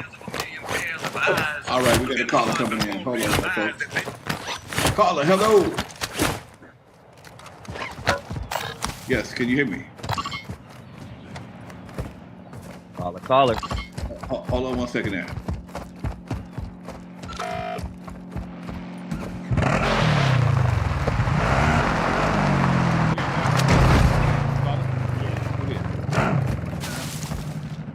What's your question? Why did you attack his brother reparation? Why not collab? When did I attack him? I've never attacked this guy. Yeah, you said he's a Democratic operative or something like that? Well, no, I said a lot of people involved with that may be some Democratic ops, but that's not an attack on him. And why do I have to collaborate with anybody? I'm already having my own rally, and it was successful, so I didn't need to collaborate with anybody that I didn't know. I didn't know the brother. Yeah, but there you go. Next call. Right. Next call. We got it. Next caller, talk to me. Hello? Hello? Get 3 hellos. How you doing there? I'm good. Breaking up. Next. All right, try it again. Hello there. How you talk to me?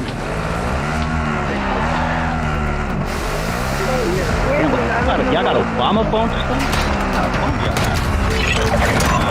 Suspect on target. Transferring payment now. Yeah. All right. Can you hear me? Finally, an iPhone. Yeah, I got a question. Intel located enemy supplies Why and did you marking locations on your tech do a map. rally when we got reparations going on here in California? No billboards, no black Americans, none of that. Well, I don't really understand the question. Out here in California, I've spoken on the reparations panel. One of the sisters running the reparations panel, I was with her down in Atlanta at the Revolt Summit, and that was blasted on television. So we can be more locations, and it's best to be in locations where we can get the maximum exposure for the reparations campaign, because that's the name of the game, getting the maximum support and the maximum exposure. So we've already been starting for reparations out here. We're active now. Taking the show on the road. No rally is happening. No rally is happening in California. Not like the one in Washington, D.C. But we're doing boots on the ground, dealing. Out here, we're dealing with the legislature. We're dealing with the governor, mayor. We're dealing with structure. So we're very active out here. Ultra One, be advised that safe is bringing heat your way. Be ready for a gunfight. To have a pep rally when we're already in the game. You understand? All right, this caller. Thank you, Doc. Caller, talk to me. Hello. Tariq Rashid is gay. He's my boyfriend. Anyway, our asshole of the day. Thank you very much. Oh, there's gonna be a bunch of them. Hang up on him. It's all good. Call and talk to me. Hello? Yes. I got a question for Tariq. My question is, what does he feel about the trade that happened with Brittany Griner? Brittany Griner trade. Yeah. That's good. I'm glad they brought it back. There's a lot of people in the dominant society are upset about it, but I'm glad they brought that sister back. Have it over there like that. She was being used as a pawn. So I'm a good trade as well. All right, folks. Next caller. Hello? Hello. Yes. Yeah, my name is Scarlett. I'm 72 years old. I was at the rally, straight up in the front, where I could be seen. And what I want to do, I've been a political activist all of my life, beginning with the election of Patrick, who's very in Indiana. I've also been involved heavily in Democratic politics and retired from the governor's office in the Rendell administration. What's your question, love? I've turned. Here's the question is, how do I begin now to get a group of youth to begin teaching them exactly what Tariq's agenda is and why it is so beneficial that they begin to come on board and get codified. All right, thank you, dear. It breaks my heart. Thank you. There you go, Tariq. Yeah, you can correspond with locally, wherever you live. You can correspond with some of the youths that you encounter in church or whatever social area that you are around. At 17, I doubt that you're on Instagram and some of the other social media. But you can, right. But you can correspond with a lot of people locally if you work in the community centers, boys clubs, girls clubs, YMCAs, schools, an after-school program. So just do something locally in your area. Ultra One, be advised, winds are picking up. Right, Move folks. to an extraction point. Calls. When you ask your question, I'm probably going to hang you up because we're getting calls back to back. So we're not trying to be rude. We're just trying to get everybody in. So if you ask your question, ask it real fast. I'm going to take you off air, take the next caller, let Tariq answer the question and go to another one. But if we put you till you call back after the next question. Thank you very much, folks. All right. Before we move on, Lonzo, can I ask him a quick question about someone? Are you familiar with the name Dane Powell?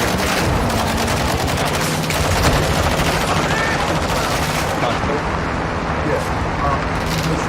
We got to understand, we got to stop entertaining goofball nonsense on internet. That's a goofball internet troll who just says goofy stuff to get. All right. We got call it. Go for it. All right. You get 3 seconds to answer. Here's what we got to have a rule, Lonzo. How about we tell them, call in, start with your question. No hi, no I'm 68, I'm an astronaut. Like just go right into your question if you guys don't mind. It was really good. But yeah, real quick. Call and talk to me. Hold on, we got a couple. Hello.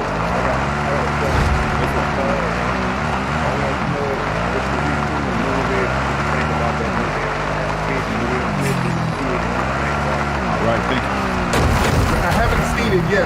What I don't like about it, the character, they made the character Haitian, and the character's not, he doesn't Haitian in real life. And I didn't like that because what that does, that turns the black hero into something other than a foundation of Black America. And there's a real thing in Hollywood where they cannot give historical proper foundation of Black Americans. They have to cover us. They either have to make the character a foreigner or they have to have a foreigner playing the character. And I have a problem with it. They did that with Harriet Tubman. They had C.R.U playing Harriet Tubman. They got a non-F.B.A sister playing Whitney Houston right now. I have a major problem with that. That's deliberate because they don't want our F.B.A spirit to hit these roles because it hits different when it's one of us. When Denzel plays Malcolm X, that hit different. The energy is different. A lot of these historic slave movies like Bruce and other films, they had foundation Black Americans on those presentations and they would feel the energy of the ancestors, and many of them would break down because they felt that ancestral energy. So the energy is different with us, and it is different, and those in Hollywood know that. So they try to reduce that energy by putting non-FBA or making the character a non-FBA, and I have a problem with that. Explain what's the FBA, just yeah, please. That's a black person who's descended from the people who built this country, people who are from non-immigrant backgrounds, descendants of slaves in America. That's the foundation of Black America. Okay. Ultra One, we have visual on the LZ. Keep it clear. What is your... Let's talk to us. Details. All right, next. Hello? Ask your question. Ask your question, people, please. You post it in the chat. Ask your question right away. We're trying to keep the show moving. No silliness into that. Oh, let's talk to us. Hey, I want to talk to the pit machine, man. Okay, you have nothing else to do. All right. Let me ask you a question. I know you have an issue, and I got you. American Cholo, where did that stem from, and would you be willing to have a sit down with him and talk to him?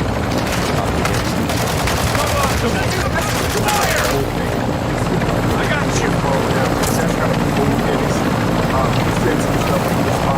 Good. Go. I got you. We're talking about money. We're talking about we don't even talk the same thing as not a phone. Good. Go. Our head as a executive. Talk to the caller. Talk to us. Hello? Man, yeah, I ain't got time to do something. Maybe we should freeze the phones for a little while. What do you say? I'm gonna cancel. If you keep fucking around, I'm gonna cancel the damn call. If you can't come with a real question, I'm gonna cancel the call. I'm trying to get a question. Oh, okay, go ahead, Doc. Go ahead. Okay, go ahead. Go ahead. Hey, Tariq, how you doing, my man? You've been ducking me, man. American Cholo. What's up, Gil? How you doing, my man? I'm good. What's going on with you? This is what I got, man. I hear you talking a lot of the bases and stuff. Let this call go. Let this call continue, Lonzo. Let this call continue. It's important. Okay, go on, yeah. Where I sit from, around, man, you say a lot of vile, disrespectful stuff towards our community. And if I were to say... That's a lie. That's a lie. That's a lie. Go ahead. You literally sat there and said that Latina women sell their, and I don't want to cuss on Alonzo's things, I don't know why, sell their pee to get their DACA with a foul accent. I've never said that. Latina women. I've never said that. Oh, come on, I got to record it. How are you gonna tell me that? Gil, you don't have me saying Latino women sell their vagina. I've never said that, Gil. And that's the problem, Gil. That's the problem. You lie a lot, Gil. Gil, you lie a lot, brother. And that's the problem. Tell me what I lie about. That's what you're saying. I have it on recording. You're on there, and people try to make excuses for you. They say, "Oh, you're satire. You make fun." I said, "Wait a minute. We can make fun of it, but somebody else does it. They're racist." Gil, you're just lying, dude. You're just saying anything for attention. You're lying, Gil. You've been saying, didn't you say my wife was white? My wife ain't white. That's a lie. You just say anything. Your mother-in-law is a white woman, is she not? Yes or no? My wife white. You said my wife was white. Is your mother-in-law a white woman, yes or no? To your living I didn't marry the mother-in-law. You said my wife was white, and that's a bold-faced lie. So you say little stuff like that.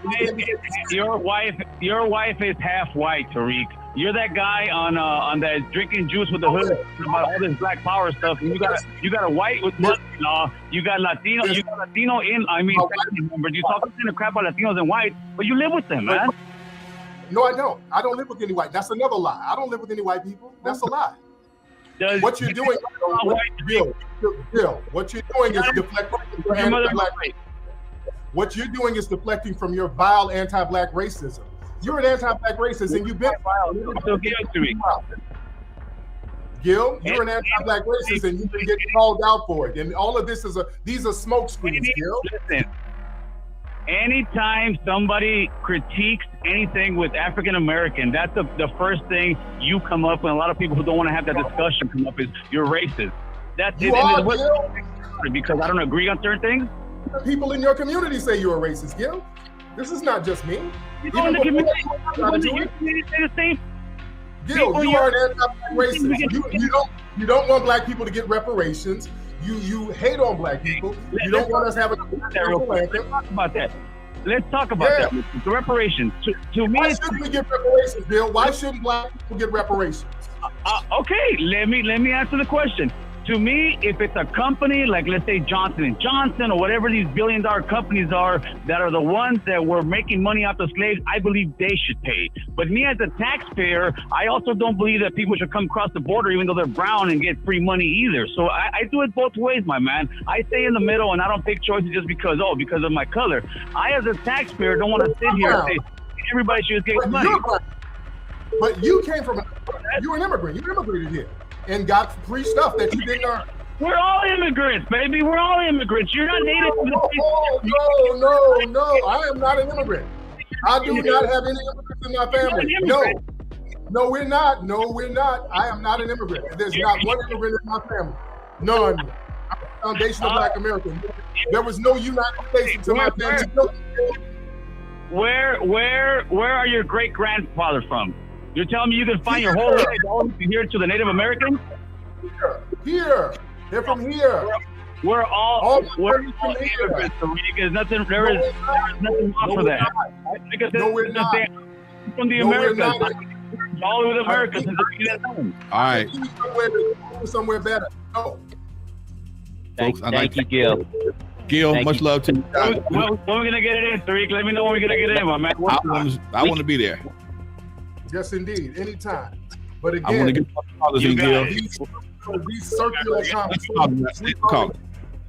Okay, there's a lot of buzzing going on. You hear a buzz? Okay, y'all, I'm hearing beeps and stuff. Okay. Oh, that's people getting in. There you go. Okay. So, again, circular conversations, which are basically designed. Go ahead. All right. Caller, talk to us. Hey, this is Jamar from Pittsburgh. I just want to say something when it comes to the guys who called. I'm just wondering when it comes to Tariq, what's your stance when it comes to all the people playing this out of town across the border? It's like a milestone to where it's. This is a rough call. You got to call back. No Obama phones died. Yeah, let's. Caller, talk to us. iPhones and Samsung. Yes, sir. Make it quick. Quick question. My question is to Tariq. When it comes to illegal immigration, as far as all these people just flooding here because of the bad administration, what do you think?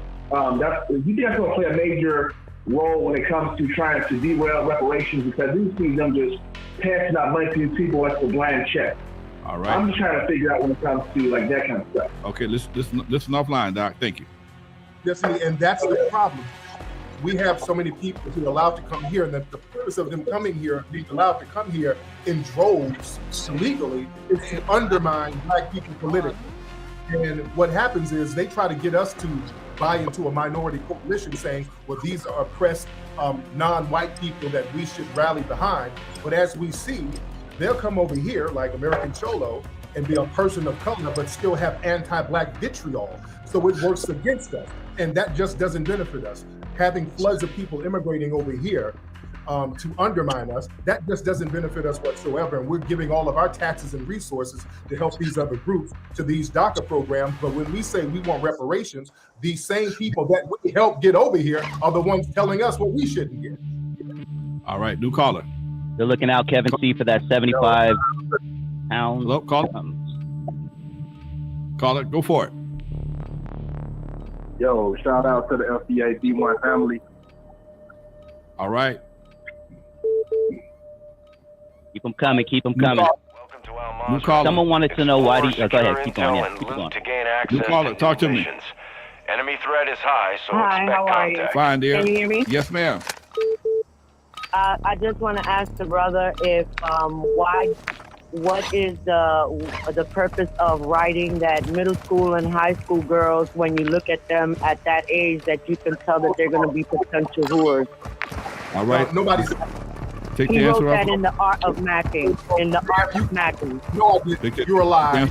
Man, you're trolling. You were trolling the other day. This is a woman who supports a sexual predator. This is some other stuff, troll stuff. So let's go ahead.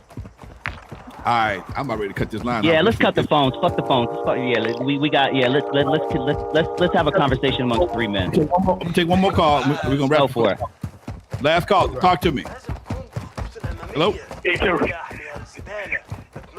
Come on. Tariq, yo, bitch. There you go. Last caller of the day. All right. Gotta love it. I'm sure you get a lot of that though, Tariq. So it just rolls off you like water off the duck's bill, right? This trolls. That dude sounded real dainty. He was laying on his stomach when he said that. So that's Speaking of laying on their stomach, what are your thoughts on WAC 100? Oh, I don't know about. I heard about the picture and all that, but I don't know the context of that. I have no idea what the context of that is. So WAC is personal, but I understand. I don't know WAC personally, so I can't really speak on that. What about Charleston White, man? Somebody asked me about Charleston White the other day. Charleston White, he's one of the realest dudes on the internet. No matter what you say about him, good or bad, right or wrong, the dude represents a realness that's prevalent in the community that a lot of people don't want to acknowledge. I'll say that. He's a very real dude. I totally agree with you. I know sometimes he can go over the line to get his antics up and his likes and shares up, but when he's speaking some real shit, that's the part people can't take. People can't accept. Is that he's speaking some real shit. I don't care for him talking ill about the dead, but that's everybody has their own feelings about that. But when it comes to the benefit and the detriment of gangbanging in our community for the last 50 years, that civil war has caused too much pain, too much money, and it's hindered us too long for us to still be doing it in 2022.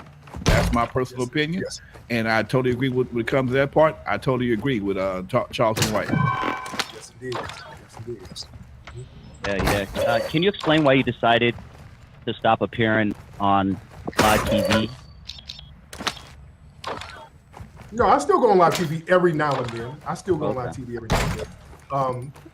do international press all the time. I still do live TV. Certain shows I have to watch going on because sometimes they'll get you on and then they'll mislabel you. Because I was getting on like Fox News for a long time and they would keep referring to me as a Black Lives Matter leader. So that type of stuff I didn't like that type of stuff because I was never a leader of anything, and especially not a leader of Black Lives Matter. So. How do you deal with all the attention, man? Negative and positive. How do you deal with all that, Doc? That's going to come. Yeah, that's going to come. Anytime you do something progressive and you do something thorough, you're going to get positive and negative attention, especially when you're pushing the line for something as prevalent as reparations. You're going to get a lot of supporters, and as you see, you're going to get a lot of people trolling. Completing contracts earns you cash to use at buy stations for gear and upgrades. And non-F.B.A. who don't want to see us focused on ourselves. When we start focusing on ourselves, all of a sudden people kind of have this vibe where we're supposed to sacrifice our well-being to support them. They have no problem getting all the tangibles from our tax dollars, but when we start talking about using our tax dollars for our own tangibles, all of a sudden we get the trolls and the naysayers coming. So that is what it is. The other day I was on a clubhouse call, and they were talking about the N-word, whether to use it or not, and I found it amazing that so many people fought for the right to be called that. And what's your take on that? Well, the thing is, man, we got to understand the N-word and what the word nigga means, man. We have to put the right definitions. Nigga just means victim of white supremacy. Always keep it in that context. All it is, you're just a victim of white supremacy. Keep it in that context, because when white people try to justify using it by saying, well, black people use it, yeah, we're acknowledging we're victims, and you're acknowledging that you're victimizing us when you use the word. So that's what it is. All right, I can roll with that one. That makes a little bit more sense. Dusty, go ahead, Doc. Yeah. What are your thoughts on Kanye West and his recent headlines? Yeah, Kanye West, and I've spoken about him a lot. Some people are trying to chop it up to bipolar issues. My thing is him hanging around a lot of these alt-right radical people. I really have a problem with that. I don't think that has anything to do with a bipolar mindset. That's something you hanging with these guys who have a very low view of black people. You're hanging with these people, low key, you must feel the same way to a certain degree if you're hanging out with that crowd. So I'm really trying to understand what Kanye's angle is. Same here. Yeah. What the end game is going to be. Right. But unfortunately, he's shooting himself in the foot, just kind of saying reckless stuff.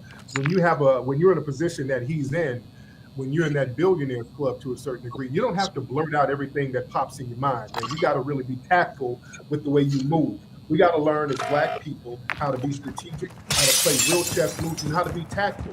What Kanye is doing is not no strategy. Some black folks are like, well, he's doing a chess move. He's trying to get out of a contract. That's not a chess move. Shooting yourself in the foot to get out of a contract, that's not, and tainting your brand is not a chess move. So I don't know what Kanye's angle is, but I hope he's self-sabotaging because of some kind of subliminal insecurities that he has. So I hope he's going to be all right. I root for the best of Kanye. Yeah. Before we go on, Lonzo, let me ask everyone, we have 1,000 people in the building. Please hit that like button. It really helps out the algorithm. Thank you guys so much for joining us. If this is your first time, you're tuned in to Not Without Alonzo, NWA Stories with Alonzo Williams, the godfather of West Coast hip-hop. If you don't know the name, do your Googles and go down that rabbit hole. Welcome to the show. If you like what you're hearing, please hit that subscribe button. And also, please follow my channel as well right here on YouTube. That's Vision TV. That's Vision TV. Tim, you threw me off there. Also, we started talking last week before last, man, about your museum you're building. Is it a hip hop museum or what are you doing? It's a Black History Museum. We're doing a Black History Museum, history, and we're going to have a section in there talking about the history of West Coast, because that's never really dived into. We don't really dive into the real history of the West Coast hip hop game, who was involved, and it's a very important history because the West Coast hip hop scene really gave birth to a lot of hip hop stations around the country. We had the first all hip hop station in LA, KDAY.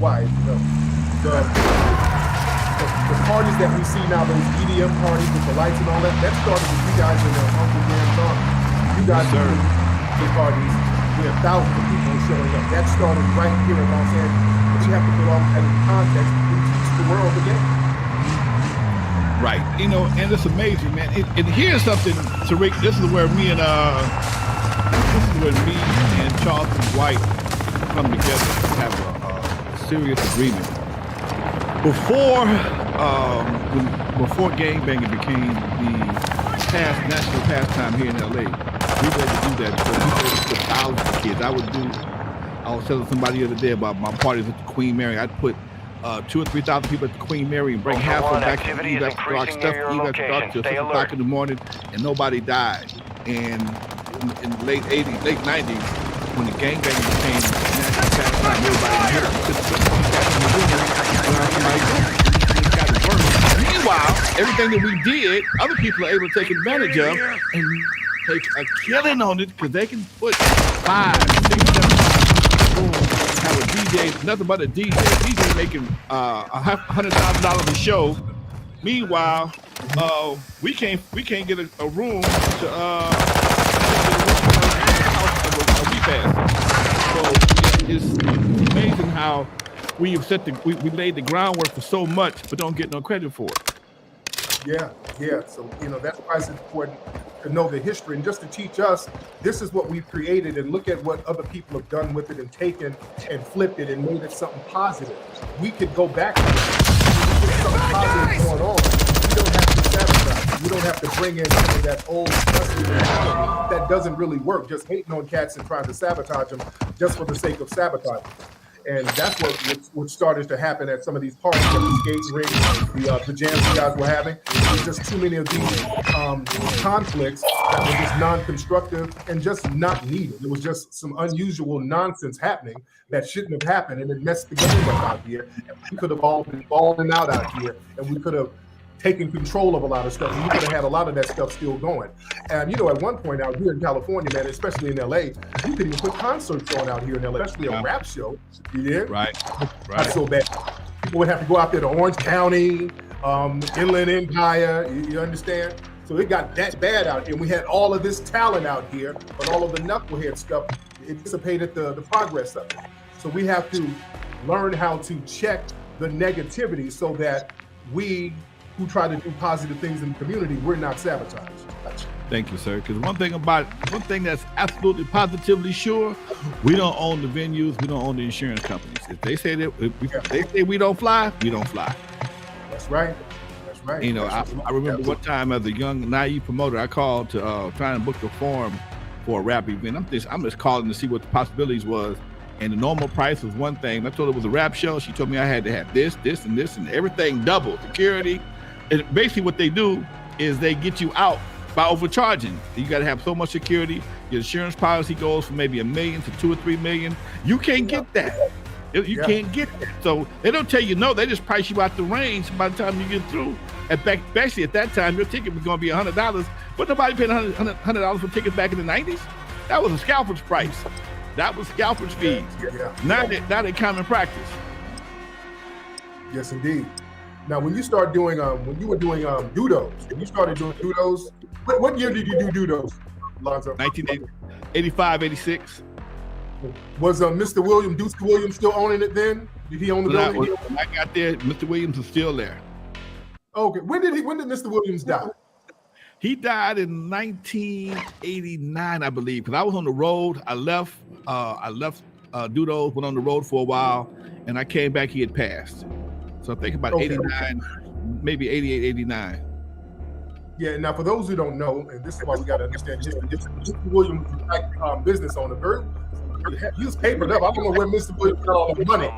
But he was papered up. And securing intel will open access to missions. He was doing this thing in the 60s. I think didn't he put out the Red Fox records, and watch for other operators in the AO. One of the baddest cats around back in the 50s and 60s. He wrote the song Earth Angel. That was his first hit. Okay. He got paid for it. Okay. And he took that Doodles was a helicopter factory. He took it, converted it to Doodles Music Center. He purposely put it where he put it because at the time when he built it, Compton was predominantly white, with an all-white police force. And he built it that way on purpose because people from Washington, LA can come in, and it was on the tip of Compton, right past Centennial, on a few houses past Centennial. People can watch, LA can come in, see the hottest acts at that time, Bobby Blue Man, B.B. King, Etta James, whoever it was, Ike and Tina Turner, and be out of LA before the cops can get to him. That's what he told me. Okay. That's what he told me. My uniqueness to the history game of West Coast entertainment is I have been trained and groomed by 2 or 3 of the baddest cats in the city, man. One of my influences was Lonnie Simmons from Total Experience Records. Never had a conversation with him in my life, but he was one of my heroes. Because I went to go see the Dramatics at the at Total Experience, and he got out of his white Rolls Royce and walked in his club, and the first thing I heard was the Gap band for the first time. I'm like, damn, I thought that was the dopest shit in the world. I'm 19 years old. Then I met Jeffrey Harris, who was one of my dad's best friend, who gave me a shot at a nightclub at 22. And the only reason why I got there because him and my daddy was buddies. But he also was the kind of cat, when I paid my rent, I couldn't just pay my rent and walk out. I had to sit down and get a lesson. On money and all kind of shit. He wouldn't just let me pay my rent and walk out. Most of the time, those conversations, alcohol induced, but there was education. That was an education I couldn't get from USC, dude. Then I met let me say the Total Experience. You know, they had that on Crenshaw, right? Right. No, it burned down. Right. And that lot where it burned down, I was going to buy that lot. That's where I was going to put the museum at first. I was going to buy that lot where the Total Experience burned down. And boy, they started giving us all types of runarounds and around that Lamert Park area. Every time we went to try to buy some of the spots there, they gave us every janky excuse in the book, man. They're actively not letting people buy some of that land back in Lamert Park. That's why we had to get our museum area over there in Jefferson Park. But go ahead, Lon. Okay, and I'm just saying, man, when I met Jeffy and Doodles had a little beef. Most people don't know about it because Doodles would bring in the acts like Al Green and BB King or whatever. And back then, tickets was like $4. Okay, $4 to see the hottest act at the time. And Jeffy would book him on Sunday for $2. And it was this. It wasn't a beef, but it was like Damn, man. You know, everybody benefited, but old man Ducey didn't like that, and Jeffy was. You know, it was business. It wasn't nothing personal. It was just business. And when it was funny because when I met old man Ducey, and I told him I worked for Jeffy, that gave me an in that I probably wouldn't have got if I came in there cold. You know what I'm saying? I had a reference. I told myself I worked with Jeffy for the last 4 or 5 years. I want to do so and so and so and so, and he gave me a shot, man. And I offered to sell me the building. I would have bought the building, man. I had the money. I had most of the money. I didn't have the support from the crew. I got all they were doing. I had $50,000. Buy it for $200 grand at that time, and the building was left for the Negro College Fund, and it went for $900,000. I was part of it. Did you do those before you got the daughter? No, I didn't do either. I outgrew Eve and came to do those. Got it. Okay. Actually, I was doing both. I was doing both of them simultaneously. I would do Eve doodles on Friday because I can only get doodles on Friday, and I would do Eve on Saturday until Jesse just pulled the plug completely. Doodles started off as an experiment because gangbanger got killed at Doodles. Dude named Tam from C.R.U got killed at Doodles, and they had the stigma on it, and nobody wanted to go over there, but I had some special connections that most people didn't have, and that was I had a cousin that was on the Compton PD. He ran the security for the swap meet, so I was able to put together a team that old man, Mr. Williams, trusted, and that's how he let me in there. And then while I was doing Doodles, they opened up Skateland, and so when I moved out of Eve at the door completely, I was doing Doodles on Friday and Skateland on Saturday. Oh wow. You out there grinding. Yes, sir. It was the best grind I had all my life. Yes, indeed. Those spots were really popping back in those days. You know what? Because we stayed within ourselves. We stayed within ourselves as promoters, and that made a difference for me because all my people that I worked for, and this is what I was saying earlier when I was talking about the other promoters. Jeffy owned that building. Ducey owned that building. So if we had a mishap, they understood what I was dealing with because they had them too. Yeah. So they weren't quick to kick me out or cause me a problem or raise the risk because I had a fight or I had a misunderstanding. They knew that's what we do that sometimes, okay? You get enough fools in the building, somebody gonna show off, okay? As long as nobody got killed and there wasn't no melees or nobody got mauled, it was no big deal because, we kind of had a little tolerance for that kind of shit. Now, like I remember when Easy and Frey were on, they did a mix on K. Were you guys doing the mix on K-Day too? Were you and Yellow and all of these other guys and clientele? When we first started doing Doodles, Greg was in California. He and I went to lunch, just left the Eve, and I was just going to dinner. And I was selling these underground mixes called Xerox. And Greg heard one, and he wanted one every day for the traffic jam. So Yella and Dre would do a mix every day. Greg would give us new records, new incoming records from K-Day, from the record station, radio station, and every day they would do a new mix, and then in exchange for that mix, Greg would give us advertising, and that's how we. It was the sweetest deal I ever had in my life. Thank you, Dana, for the $20 donation. Shout out to The Real Dana. Follow her station, please. The Real Dana on YouTube. $20. Thank you. We have 1,038 people in this call right now. Thank you.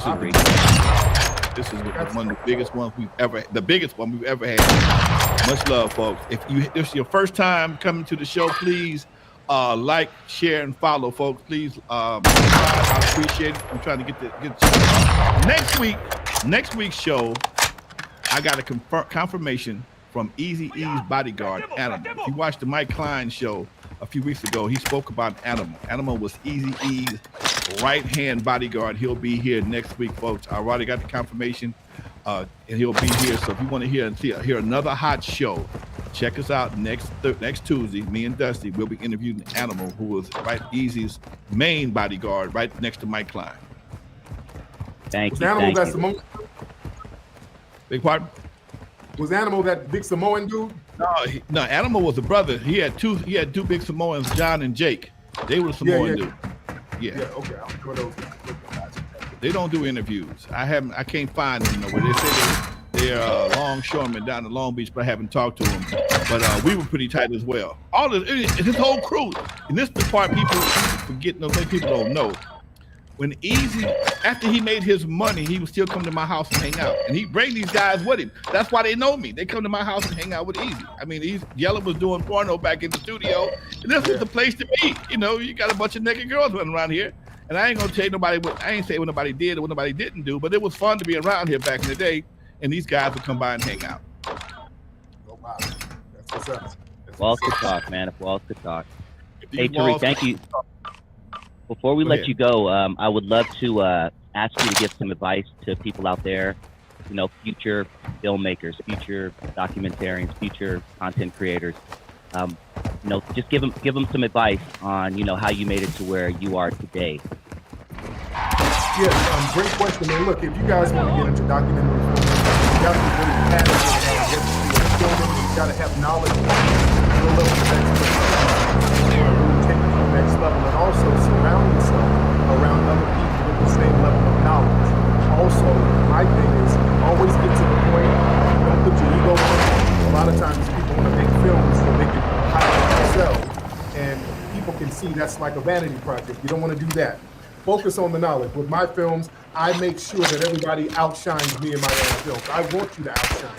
I want you to be the best looking and the best speaking person you can be in the films, because I want the messaging to be out there, and that will resonate with the audience. So always focus on the message that you ultimately when I do my films, the ultimate message I want to give my audience is empowerment. That's why all of my films, they have solutions at the end of them.